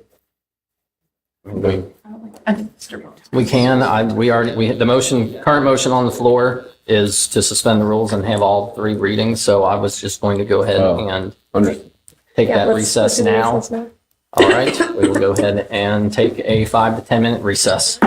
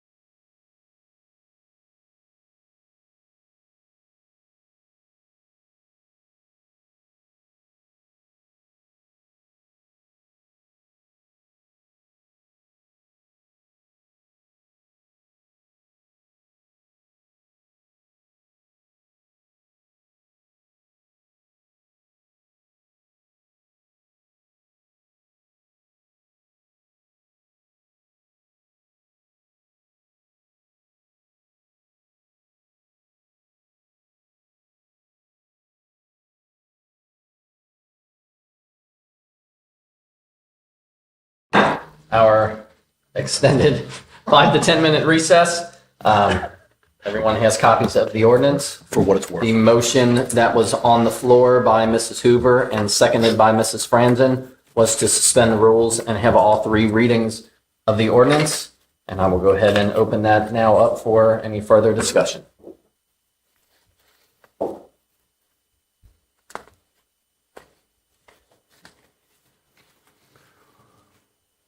If there are, okay, Mrs. Hoover. I'll just say, I'm pretty comfortable with this. I appreciate Mr. Gerton, Ms. Branson's comment about not wanting to do it piecemeal. That makes perfect sense to me, and I appreciate the fact that that is in the plans for next year. This feels a little different in terms of, it doesn't feel quite like just giving her a raise, but rather having her position correctly in the ladder, if you will. And to me, I've had the opportunity to meet her earlier today. She is lovely.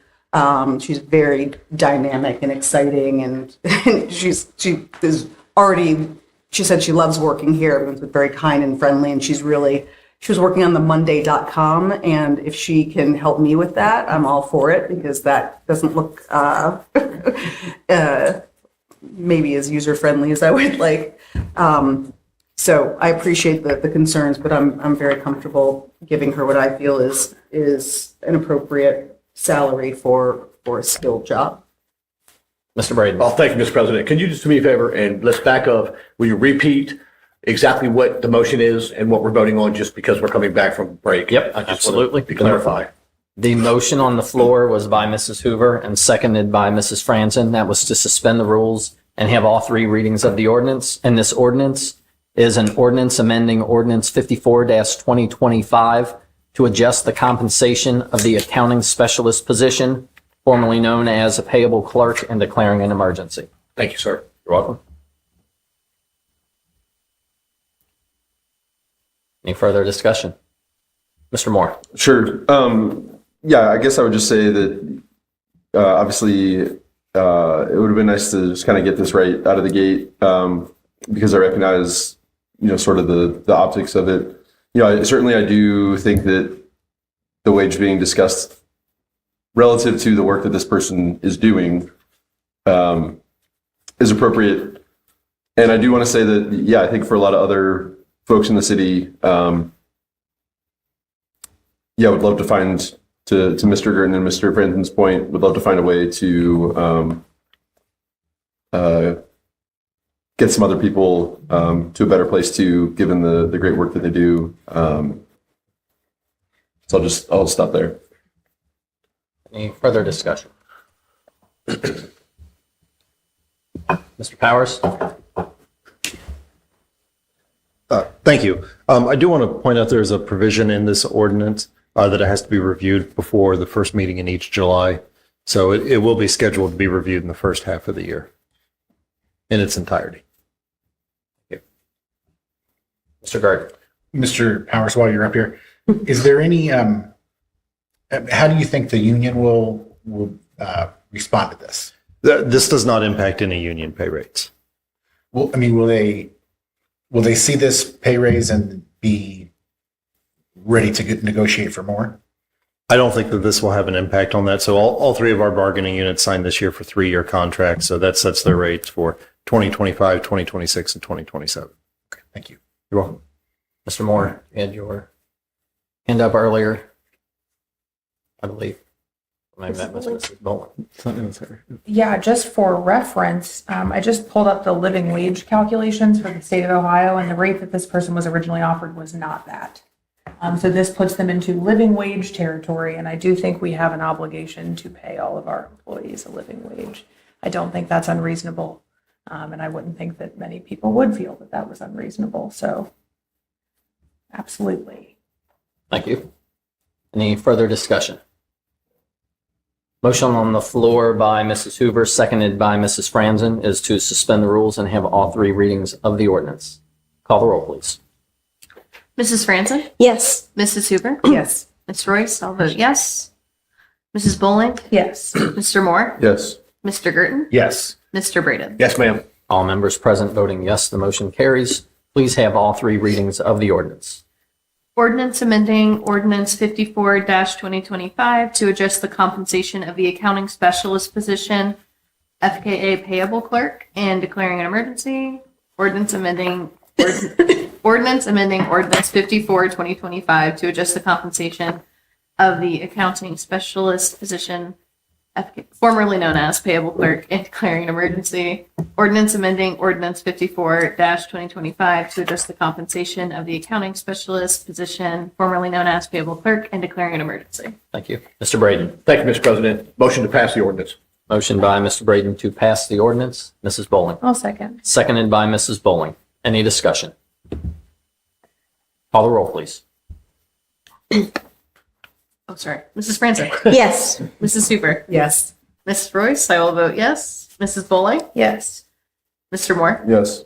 Mr. Girton. Yes. Mr. Braden. Yes, ma'am. All members present voting yes, the motion carries.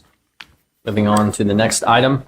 This is a resolution declaring it to be the desire of council that Halloween trick or treat be celebrated between the hours of 6 p.m. and 8 p.m. on Friday, October 31st, 2025. Mrs. Franzen. I move that we suspend the rules and have all three readings. Motion by Mrs. Franzen to suspend the rules and have all three readings of the resolution. Mrs. Bowling. I'll second. Seconded by Mrs. Bowling. Any discussion?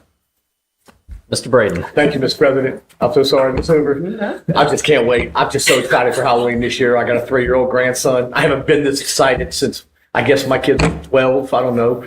But I'm super excited, man. I love my grandbaby. His name is Quentin. Let's go have Halloween. I can't even call you out. I cannot wait. That. I'm super excited. Mrs. Hooper. Through the president, I feel like we need to know, Mr. Braden, what will he be dressed as? Mr. Braden. Well, per his request, he would be Buzz Lightyear. That's well done. To infinity. And beyond.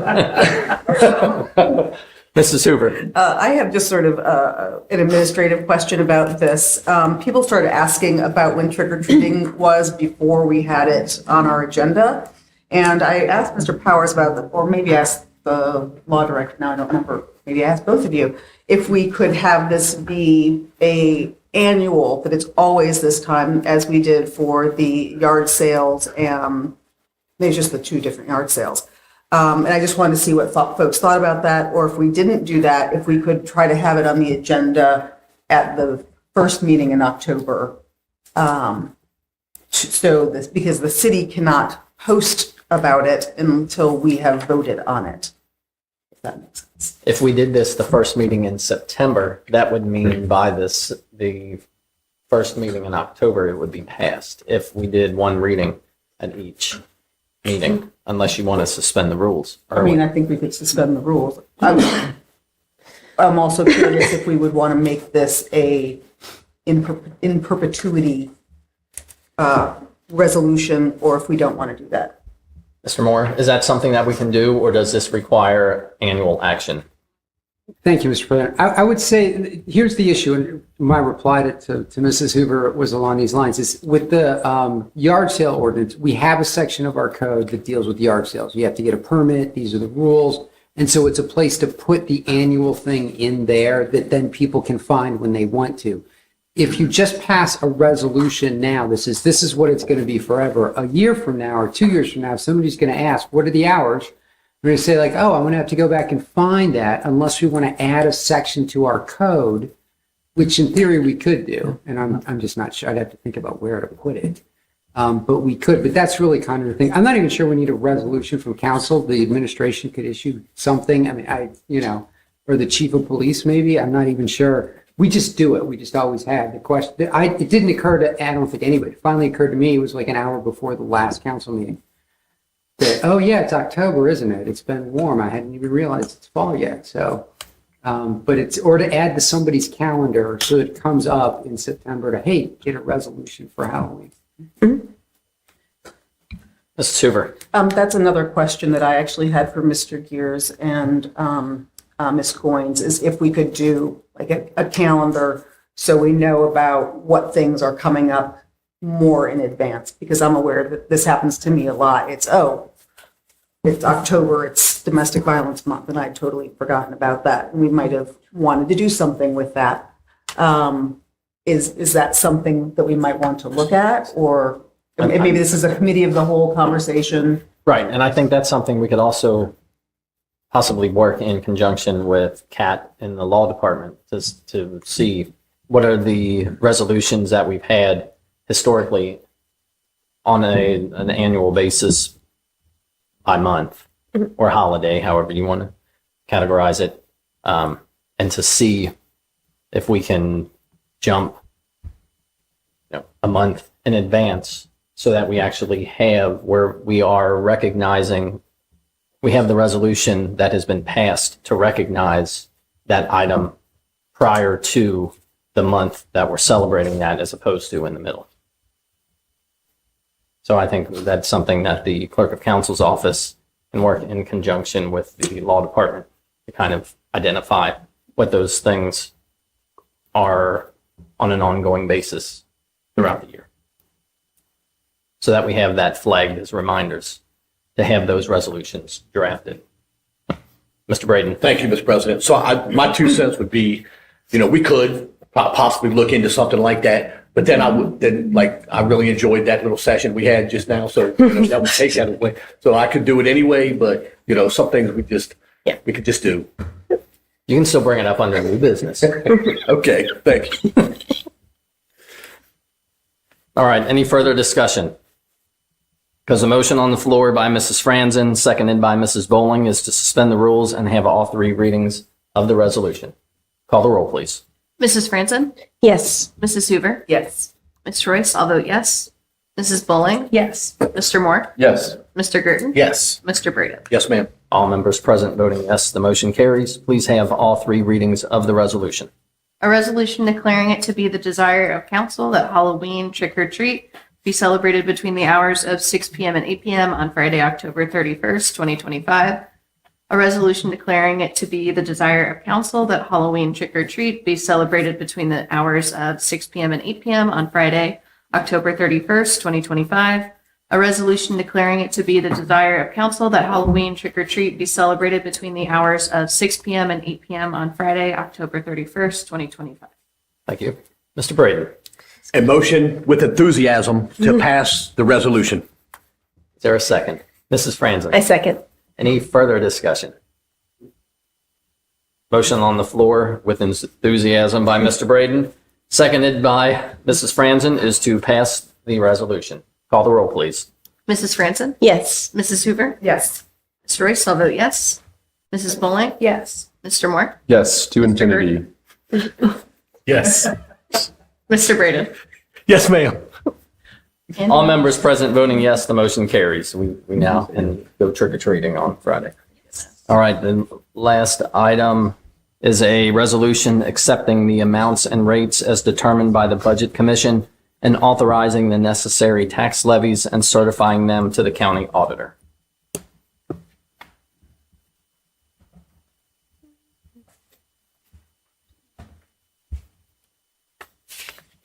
Mr. Moore. Just as a procedural matter, is this the thing pertaining to the TIFs? I think it is, but the caption doesn't match up, so I just want to make sure I'm looking at the right thing. Mr. Moore, can you clarify? Thank you, Mr. President. This is the annual tax budget. It's to certify it to the county. And it says that here's how much money we expect to get in next year, here's how much we expect to spend, and we actually are going to need the taxes we're supposed to collect.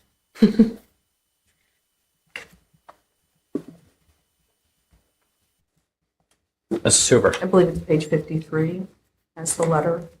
Is that accurate? Or I think 47. It's 47.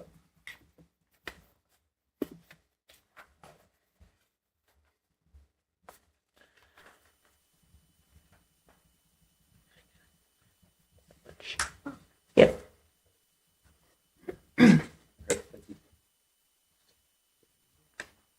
Braden. We look for a motion to have the first reading of the resolution. We are looking for a motion, yes. Oh, I didn't see emergency clause. So I'd like to make a motion to have the three readings of the emergency clause and, or the Suspend the resolution rules and have all three readings of the ordinance. and claim an emergency. Mrs. Franzen. I second suspending the rules and have all three readings. I didn't see the emergency. Right here. Motion on the floor by Mr. Braden, seconded by Mrs. Franzen, is to suspend the rules and have all three readings of the resolution. Mrs. Bowling. I would like to invite Mr. Miracle to make a comment. Yes. Mr. Miracle. Yes, thank you, Mr. Bowler. Thank you, Mr. President. This is annually, we just have to send this to the county, basically. And I need to have all three readings because I have to send it this week. Mrs. Bowling. There is not an emergency clause written into this. Would we need to amend it in order to add an emergency clause? If Mr. Miracle would require that? Mr. Moore. Thank you, Mr. President. This would be the same that we pass every year. With this, the dates changed. So I'm assuming they don't need one. It's not something that really kind of goes into effect. It's a document that council passed to say, here's what we intend. It's not like an ordinance that makes, trick or treating after 8 illegal, which would be a different kind of thing. Further discussion. I'll just call this housekeeping. Mrs. Franzen. Yeah, so my understanding, we're not changing anything with the taxes. It's just saying, yep, we continue to need these taxes for the city. And yes, we are spending the money. Please give us the money, ma'am. Thank you. Any further discussion? Motion on the floor by Mr. Braden, seconded by Mrs. Franzen, is to suspend the rules and have all three readings of the resolution. Call the roll, please. Mrs. Franzen? Yes. Mrs. Huber? Yes. Mr. Royce, I'll vote yes. Mrs. Bowling? Yes. Mr. Moore? Yes. Mr. Girton? Yes. Mr. Breda? Yes, ma'am. All members present voting yes, the motion carries. Please have all three readings of the resolution. Keep forgetting that's me. Resolution accepting the amounts and rates as determined by the Budget Commission and authorizing the necessary tax levies and certifying them to the county auditor. Resolution accepting the amounts and rates as determined by the Budget Commission and authorizing the necessary tax levies and certifying them to the county auditor. Resolution accepting the amounts and rates as determined by the Budget Commission and authorizing the necessary tax levies and certifying them to the county auditor. Thank you. Mrs. Hoover. I move we pass the resolution. Motion by Mrs. Hoover to pass the resolution. Is there a second? Ms. Royce. I'll second. Seconded by Ms. Royce. Any discussion? Call the roll, please. Mrs. Franzen? Yes. Mrs. Hoover? Yes. Mr. Royce, I'll vote yes. Mrs. Bowling? Yes. Mr. Moore? Yes. Mr. Girton? Yes. Mr. Breda? Yes, ma'am. All members present voting yes, the motion carries. Moving on to administration reports. Point of order. Yes. Mr. Miracle sent us an email on Monday at 5:43 about a request for appropriations regarding TIFs. Can I ask Mr. Miracle a question? Yes. Mr. Does Miracle. that need to be dealt with today? It was part of there was two exhibits, so she Okay. divided into. That was all the Yes. same? That was part of the appropriations ordinance. Okay, thank you, sir. Pardon my point of order. Mayor Schneider, administration reports. Thank you. I was told to smile because I'm not smiling enough apparently in council chambers. Somebody said smile, so okay. Facebook page, please look at the Facebook page. Well, there was an interesting video just put on our Facebook page about the Mr. Manhole process that they're doing, which you'll see the guys working up and down Montgomery Road, making those utility adjustments. And in years past, they've put a leveling, they did the paving a lot quicker, right, than we've seen in the past. But they put they'll come and grind it and then put a leveling coat out. And then they make these utility adjustments. So you're driving on that terrible pavement for a month or 3 weeks. And then they put the leveling coat on. But utilizing the process that they're using now, which is the Mr. Manhole process where they grind it and then adjust it, they actually adjust them, in my opinion, much better because they can get much more accurate to the final coat of pavement that's there. So it's an interesting process, and we put a video, Jerry did from Norcom, put that on the Facebook page. So take a look at that. Montgomery Road smooth. So of course that means we're getting even more speeders. I was driving down Montgomery Road the other day. It was a little bit later in the evening, and somebody came past me. They were probably doing at least 50 miles an hour down the curb lane, which you typically you don't want to run the curb lane with 50 miles an hour. But speed enforcement's out also. Last night, as I was leaving City Hall, there was a police car that had a car pulled over right there. So they're tuned up. I mean, our police department is tuned up, and they're looking for speeders, and they're going to catch you, and they're going to give you a ticket. And when you come to Mayor's Court, you're not going to get out of it by saying, well, the road's so smooth, I didn't know I was going that fast. Sorry, you're going to pay. So make sure you're paying attention to your speed. Public Works is working on, leaf season right now, so you can put the bulk leaves out. So they do come out and collect after, typically the day after your garbage day, they'll come out and pick up the leaves for the bulk. And then you can always get the bags. You can always put them in the bags, and Rumpke will haul them away. It's a much cleaner look if you put them in the bags. And we have free bags at the health department. So stop by and get some yard bags there. And then Public Works is also going to start working on some signage upgrades along Montgomery Road. There's some different no parking areas and different things that have to be attended to. So they'll be working on that type of stuff. It's interesting. Mr. Hackworth was talking about the police academy and the usage there. And it's really interesting because you can go past there and it's multi-jurisdictional training that's going on. Sometimes you'll go past the police station and there's police cars from all over the county that are in there doing different training. So, and it's one of the things that we said when we reactivated the police training academy is we wanted collaboration on best practices. And we wanted our police officers to be trained the best on responding to domestic violence calls or on de-escalation tactics and different things that we know are critically important to a police department being really effective and really a community, an asset to the community. And our officers have really taken that under their wing and done well with utilizing that police academy.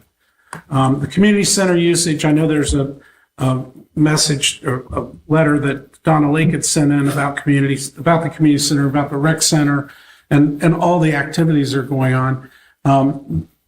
It used to be that people would go past the community senior center and they'd say, it doesn't seem like there's very much going on there. There's a lot going on there. Anytime you pull in for some kind of event, there's something already that's taking place. So that it is very active, and the rec center is very active. Darren Hackworth talked about the Elm Avenue, the right-of-way and easements and all of that. And he talked about Tim Gary, and they worked together to get those easements in place. I really thought, that was a huge lift, and they did a great job on it. Just an incredible job of bringing the people along, helping them understand what we were trying to accomplish and how it was going to be accomplished and getting those things taken care of. Absolute kudos. He also talked about Amoresco Lighting. Amoresco is the company, but the lighting is a lighting grant that the city went out and got to improve our lighting all at these different community buildings. Amoresco is just the company that's doing it, and they've done a good job, but it's putting in efficient lighting in our buildings that's saving us money. And that's something that has been, is a theme of my administration. And then we also talked a little bit about parks, and, it's sort of, you sort of forget how many parks we have in the city of Norwood. So, Marsh Park, Upper Millcrest, Lower Millcrest, Victory Park, Burwood Park, Northwoods, right? Hunter, Waterworks. Then you got Tower Park up there that you guys talked about. And then you also have Doral Field. And I probably missed one or two of the parks. This is Fenwick Park. Missed one, at least. But you think about all the parks. We have so many great recreation areas that are walkable. Walk right to it and enjoy it. So, and we're doing things to keep those in good shape. So really, that's all I had. That's probably longer than even you wanted to. All right, it worked. You have your time. Thank you. Any questions for Mayor Schneider? Big smile. All right, Mr. Bonzal. Thank you, Mr. President. I'm going to keep this a lot less today than I did last time. So I am basically, the office is working hard to try to get caught up. There's just a lot of stuff happening, HR issues. Ken and I are constantly dealing with stuff when it comes to just hiring people and just getting the resources that we need in the office. And then once you hire people, the issue is that you have to then spend the time to train them. So there's a lot, then it's a big distraction for managers because they're training and guiding and doing all of that. So it's a hard process. Starting this 4 years ago, I would have thought that by now, like everything would just be rolling and everything would just be like relatively simple, and it's not. It's just like, as you probably know too, it's just you just keep evolving, it's like whack-a-mole sometimes. So we're working at it. I did give a directive to the department though that I'm going to personally start signing all of the checks for the tip payments to the school district from here on out, and hand delivering them to the school treasurer. So normally our tax commissioner hand delivers them, but I'm going to do that from here on out, just so that we can all know and on board that we're all in agreement with the numbers and where that money is going, because not everybody at the school district agrees that money's coming. So more to come there. But other than that, we're doing great. We're moving forward, working hard.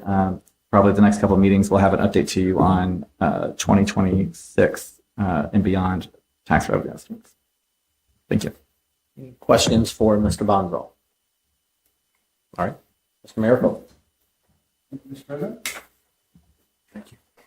I'll make this brief. We had a great Finance Committee meeting this evening.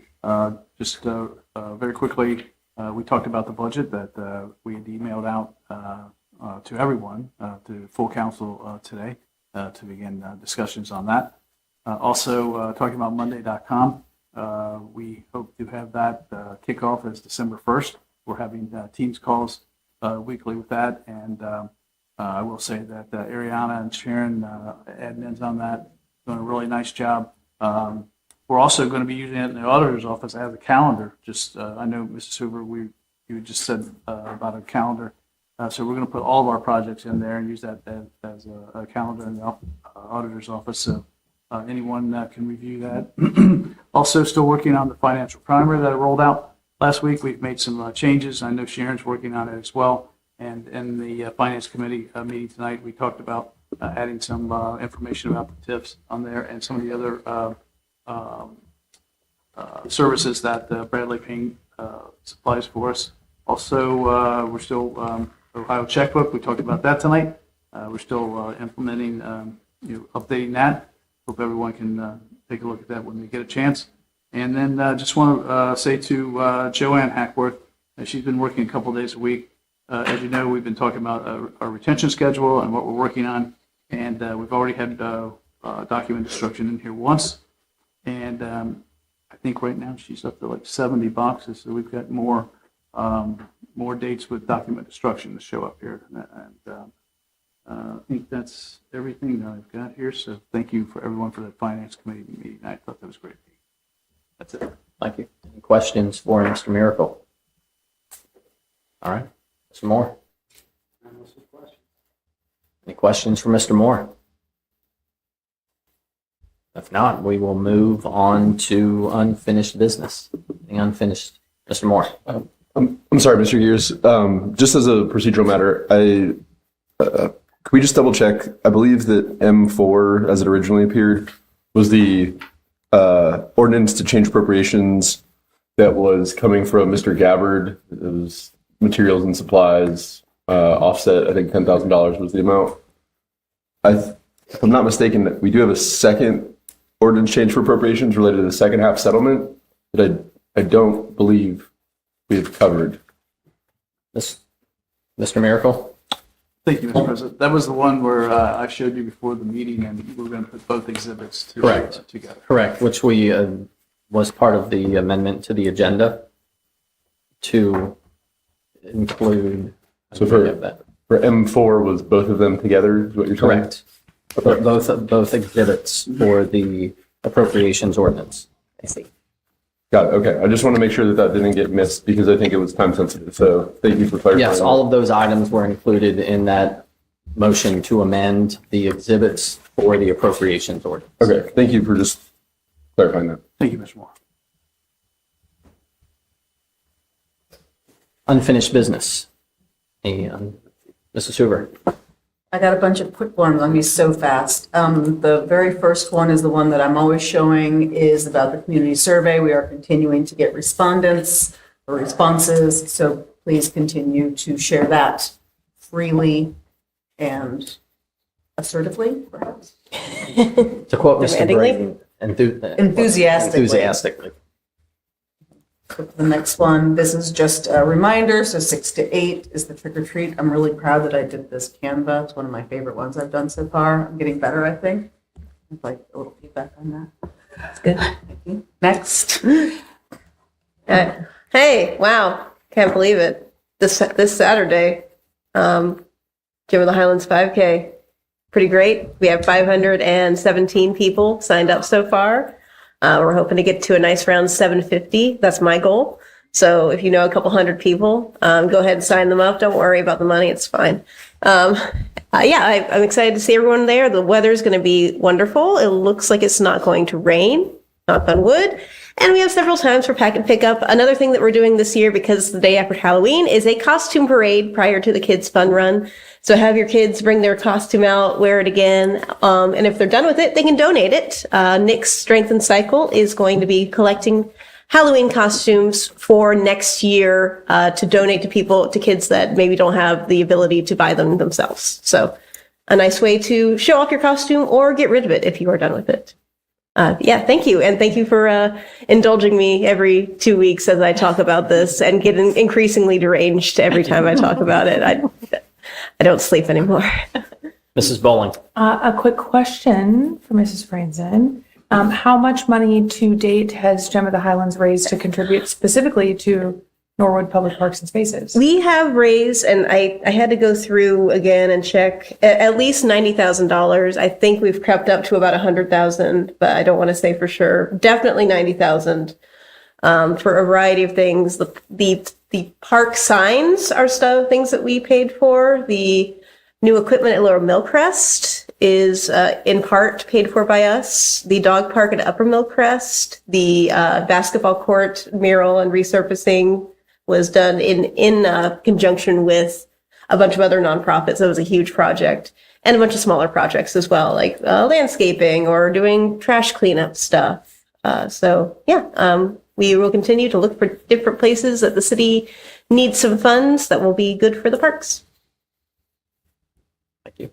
Any other unfinished business? Mrs. Hoover. I didn't mention this last time.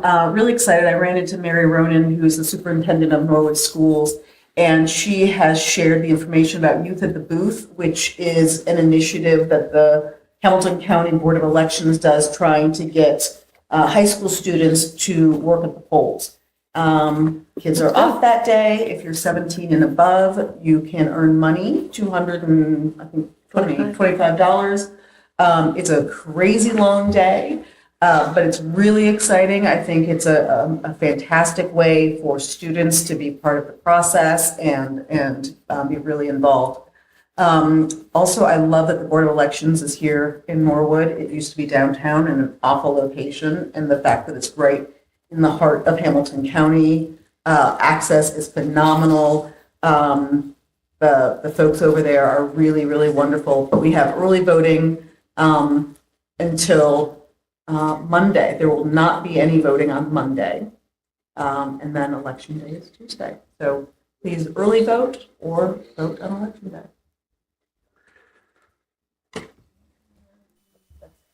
All right. Any other unfinished business?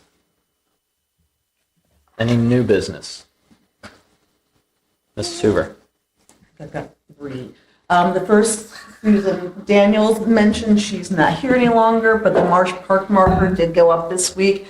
Very exciting. I want to thank the city for all the help. We are working on doing a digital accompaniment, a digital companion, if you will, that tells a little bit more of the story with a lot of pictures. As you know, we had over 100 pieces of historical documents for this, and it tells a very powerful story.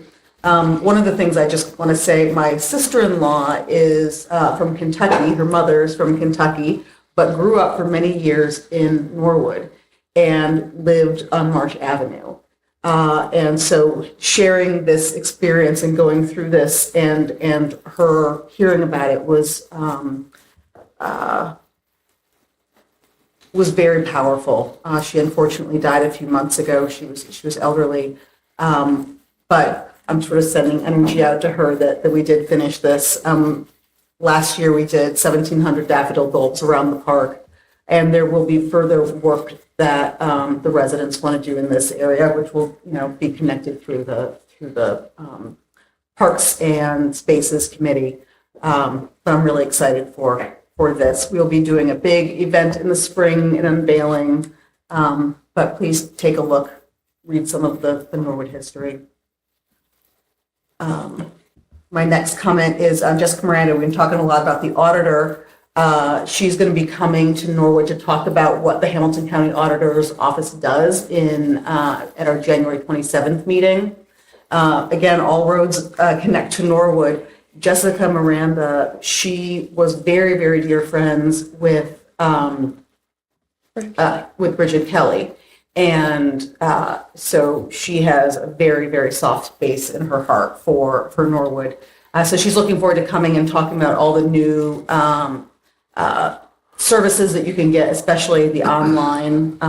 As you might not know, the Homestead Act, there's been some changes in that. So she'll be talking about just all the different ways that the auditor's office can be useful to all of our residents.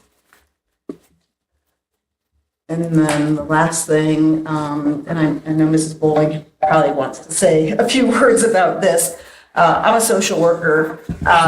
Food insecurity is a huge issue. I cut my teeth working in community development in lower income Northern Kentucky. Food insecurity is a huge problem, and it's only going to be getting worse with the SNAP benefits coming to an end potentially as soon as next week. This is a list of predominantly food pantries in Norwood. Also, I've listed the Free Store Food Bank, which does have connection with the New Vision Baptist Church on Montgomery. They do they're a food hub here.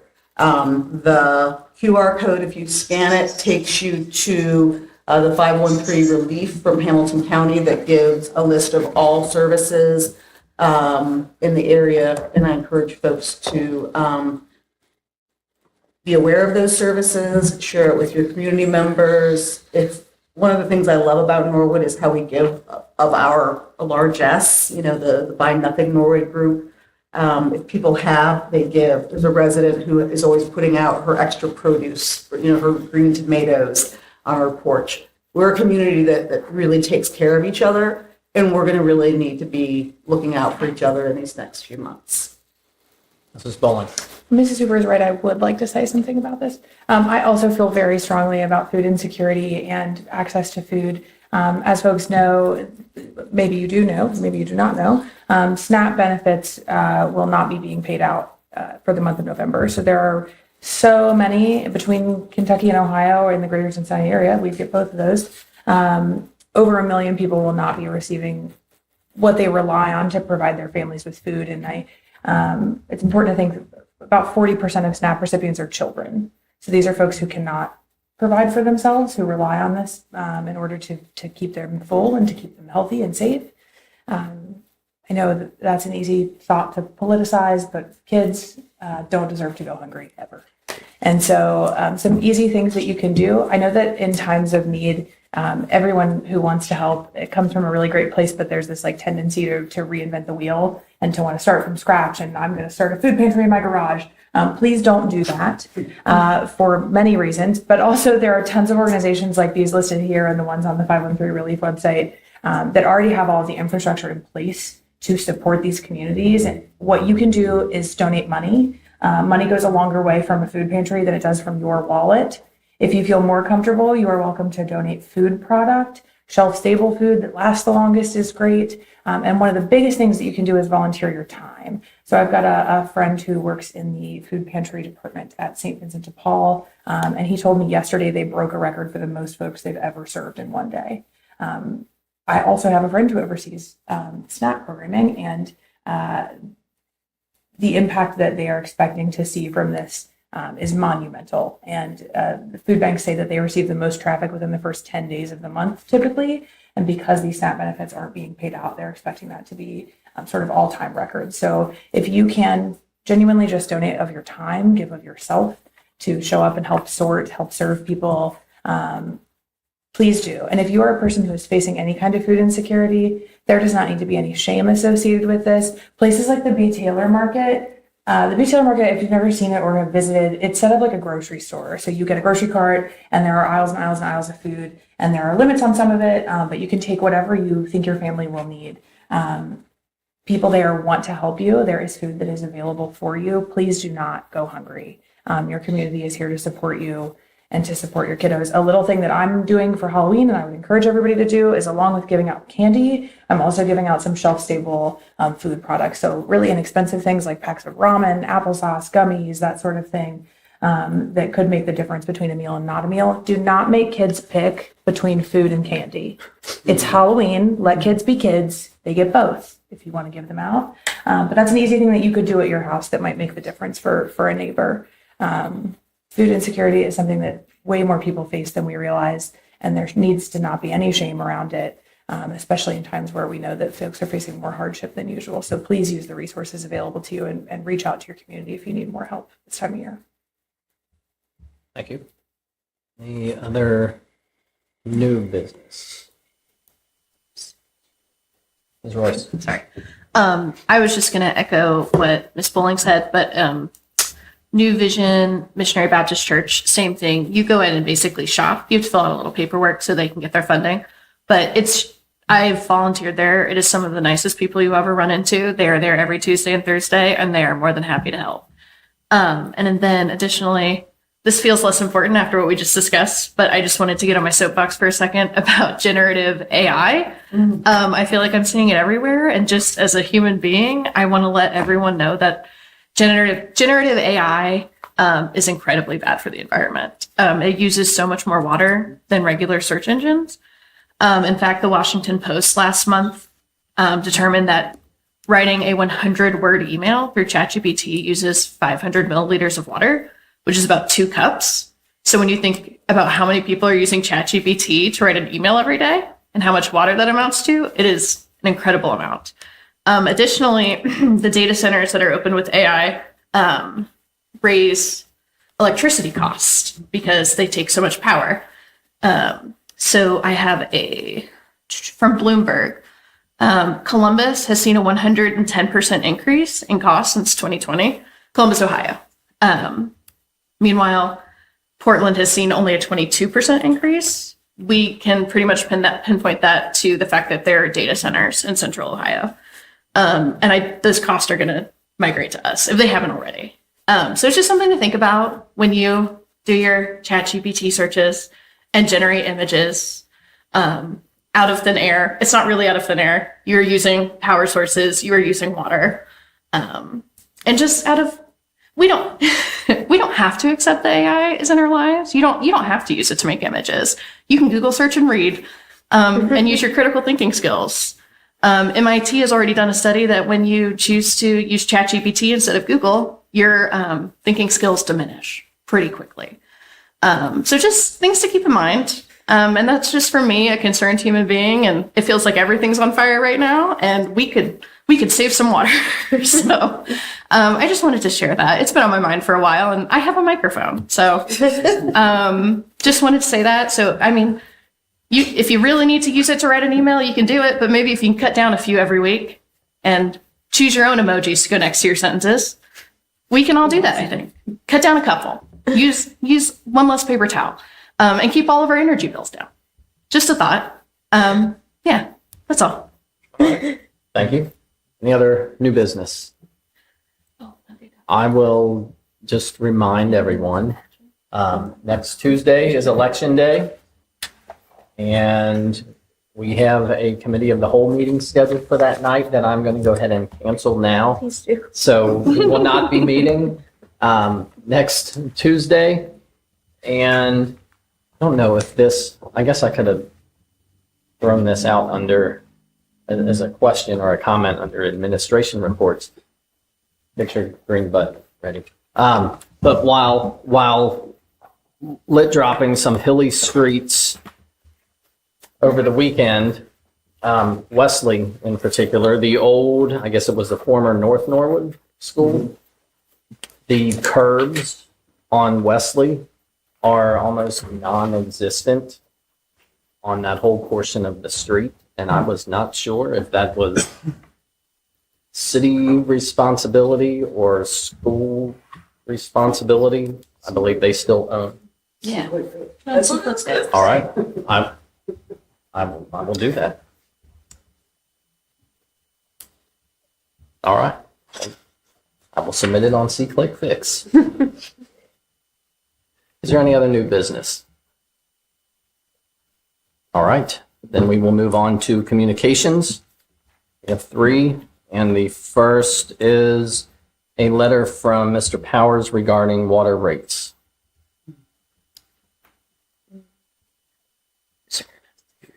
Mrs. Franzen? I want to move to receive and file this letter as if read because it's quite long. However, I think it would be important to talk about the change in rates in a different way, a less lengthy way. I don't know if I could invite Mr. Powers up here to talk, or what would be most appropriate. Is that Just read it? Oh, yeah. Yes. Then in that case, I rescind my motion. We'll just read his letter. I think I was looking at the whole thing. All right, I'll get to it. Dear President and members of Norwood City Council, I have enclosed a copy of the ordinance from the city of Cincinnati raising the water rates to the city of Norwood by 5.55%. Norwood Ordinance 20-1992 states the Director of Public Service shall levy and assess charges in a sufficient amount to pay the current operating expenses and cost of permanent improvements in the city waterworks or water system on an annual basis. The Director of Public Service shall notify council in written form of every increase in water charges or assessments at least 30 days prior to the implementation of the same. With regard to the above, the City of Norwood water rates will be increased by 5.55% beginning on January 1st, 2026. We are working diligently to continue improving our water service throughout the city, and keeping customer rates in line with purchasing rates is of the utmost importance. I have also attached information regarding the CAP program for low-income seniors to assist with this rate increase. Sincerely, Noah Powers III, Safety Service Director. Mrs. Bowling. I move that we receive and file a communication. Motion by Mrs. Bowling to receive and file. Mr. Braden. I'll second. Seconded by Mr. Braden. Any discussion? Mrs. Hoover. I'd like to share that this is painful for all of us. This is not, Norwood does not take an additional percentage. We are the conduit. I know sometimes I'll hear comments on Facebook that the water department is where all of our magical money is, and I'm pretty sure that that's not accurate.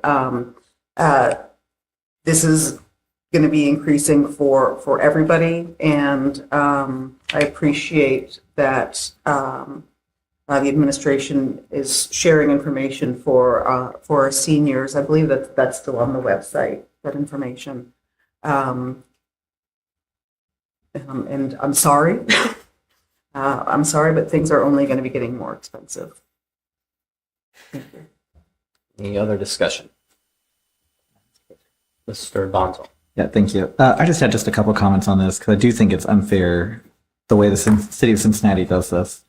Part of what they're doing this for is through like leak detection services kind of on their specific lines for and also for lead. They're doing like they're doing more than most cities nationwide when it comes to lead replacement to houses. Like I remember when this passed originally in 2021, they're going above and beyond. But the issue is that they're not just raising rates on their rate holders to do that. They're raising rates on their wholesale customers too, like Norwood, and there's other communities that buy as well. And to me, it's like we're paying for them to do lead line replacement for the houses that connect to their lines, but it's not like that money we can also apply for our residents to get that same level of lead line replacement, even though our prices are going up to pay for that. So I truly believe that in the future, like we need to start having, I don't know if city administration, I don't know if it's infrastructure committee, but we need to start having, it could be me too, a more robust conversation with Cincinnati City Council and GCWW, because I think this is unfair, and I don't actually even know if there's recourse in Ohio law, like the way if you run a public utility, if like I don't know. All I know is that it's unfair to our residents, in my opinion, and when they passed it too, they only passed a 3.75% increase for the first year. And then, so that city council at the time, they were only voting on the 3.75. I guess that was the immediate impact. And then the next 4 years, it was a 5.55% increase. So it's something that we just have to eat. Like, it's something that we don't, there's not a ton that we can do about it, and other than through lobbying. So, anyways, I just wanted to point that out, that I do think that's like a concern of mine personally, and I'm not sure exactly what we can do about it, but it's very frustrating. Any other discussion? Motion on the floor by Mrs. Bowling, seconded by Mr. Braden, is to receive and file the letter. Call the roll, please. I apologize. Mrs. Franzen? Yes. Mrs. Hoover? Yes. Ms. Royce? I'll vote yes. Mrs. Bowling? Yes. Mr. Moore? Yes. Mr. Girton? Yes. Mr. Braden? Yes, ma'am. All members present voting yes, the motion carries. The next item is the email pertaining to 1753 Williams Avenue, operating as Izzy's House Women's Sober Living. Mrs. Bowling. I would like to ask with Mrs. Wallace Mullins, who's in the audience still, being very patient with all of us, to see whether she would like to have us read this out loud, or if she would like to read it, or if she would like for us to just file it now that all of council has it through the president. Would you like for us to read it in its entirety? Okay. Then I would like to. Never mind. I'm not making any motions. Thank you. Okay.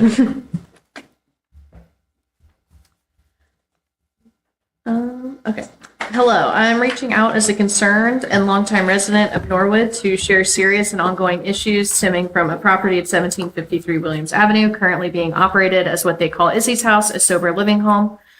Most of you may be hearing about this situation for the first time. We've already brought it to the law and ordinance because it appears there is currently no clear legislation specific to sober living homes in Norwood. However, after looking into their own website and operations, what they're doing already matches the legal definitions and regulations for group homes under existing law and ordinance.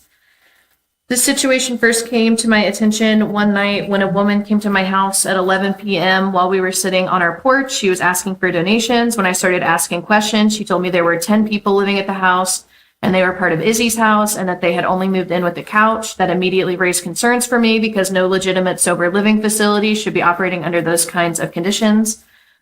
The following day, I contacted the building department, spoke with the police department, and my brother reached out to the fire department. I was told there is no specific law preventing these homes from opening, but they must still follow city codes and ordinances. For example, there's another group home just 2 doors down that has been here for 16 years and has never caused a single problem.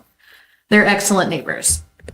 Unfortunately, that's not what we're experiencing now. Since Izzy's house moved in, our neighborhood has been living in absolute chaos. In just a short period of time, we've dealt with repeated police and EMS runs, fights breaking out in the driveway, gunfire, a revolving door of men showing up at all hours, shopping carts being brought to the home, then dumped down Crossley Avenue, individuals trespassing in yards, littering, and openly disrespecting the neighborhood. To make matters worse, the building department issued orders, which I believe were related to overcrowding at the property. Instead of taking immediate corrective action, the owners appealed the orders and requested an additional 30 days because they were, quote, going out of town. Shockingly, the city agreed to this request. This decision was not fair to our neighborhood, which continues to live with the daily consequences of this house's activities. In my opinion, the property should have been shut down or restricted until the November 19th hearing date. Instead, the burden falls entirely on the residents who are forced to deal with escalating problems. Most recently, the police were called to 1753 Williams Avenue after reports of a man appearing to be under the influence, pacing back and forth in front of the property. During this encounter, 2 females and 1 male from the house became belligerent and responding officer, shouting vile and threatening statements, including disgusting remarks about the officer's family. The male initially refused to show identification, and the 2 women were encouraging him not to comply. I was told he eventually did provide ID, but only after prolonging and escalating the situation. At one point, they stated they would make this house, the college student's house, the face of Norwood.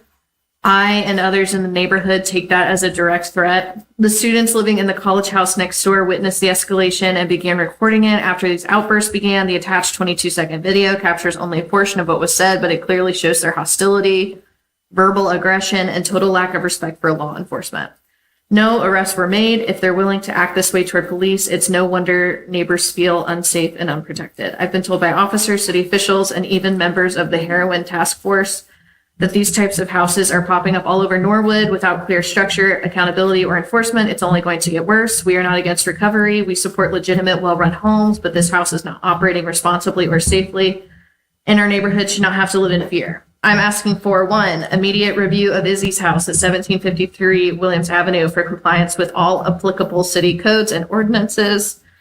2, a coordinated response between law, council, building, police, and fire to ensure accountability. 3, consideration of legislation or zoning clarifications to prevent unregulated sober living homes from operating without oversight. 4, a clear communication plan so neighbors are informed and protected. 5, a formal response to the verbal harassment threats and initial noncompliance during the police interaction. 6, a review of why an extension was granted to the property owners, allowing dangerous conditions to continue while residents wait for a hearing. This situation has already gone too far. We need help before someone gets seriously hurt.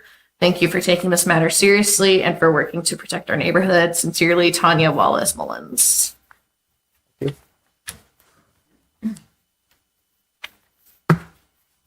Mrs. Bowling, I move that we receive and file the communication. motion to receive and file the communication. Mr. Braden. I'll second. Seconded by Mr. Braden. Any discussion? Call the roll, please. Mrs. Franzen. Yes. Mrs. Hoover. Yes. Ms. Royce, I'll vote yes. Mrs. Bowling. Yes. Mr. Moore. Yes. Mr. Girton. Yes. Mr. Braden. Yes, ma'am. All members present voting yes, the motion carries. Lastly is a communication from Donna Lake regarding the Recreation Department. I'm begging not to read this one.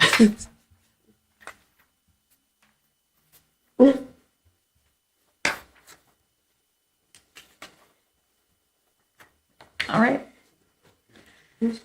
Dear members of council, I've been taking part in silver sneakers classes at East Sporta and Oakley for over 3 years, along with many others to keep in shape. On October 1st, we were informed the facility was sold and would be closing as of October 15th. The new owners were not interested in keeping silver sneakers.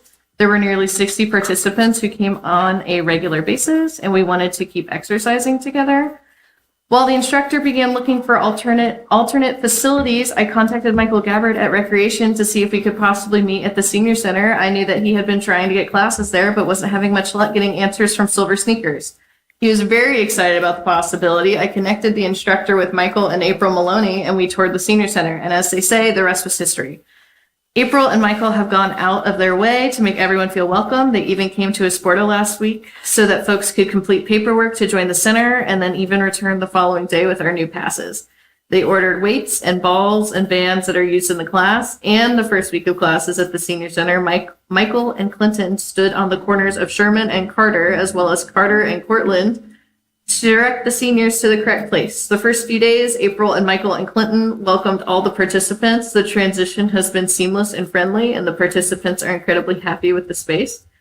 I just wanted you all to know that we in Norwood are blessed to have such dedicated people working at the senior center. It was a win-win situation and paints Norwood in such a wonderful light. We couldn't be happier. Kudos to Michael, April, and Clinton for making this happen. Sincerely, Donna Lake. Mrs. Bowling. I move that we receive and file the communication. Motion by Mrs. Bowling to receive and file the communication. Mrs. Hoover. A second? Seconded by Mrs. Hoover. Any discussion? Mr. Braden. Thank you. I just want to say I'm appalled at the disrespect at a staple of this community. Donna Lake gave up her entire life to Norwood. So to disrespect her or her name is completely uncalled for and I think inappropriate. Thanks. Thank you.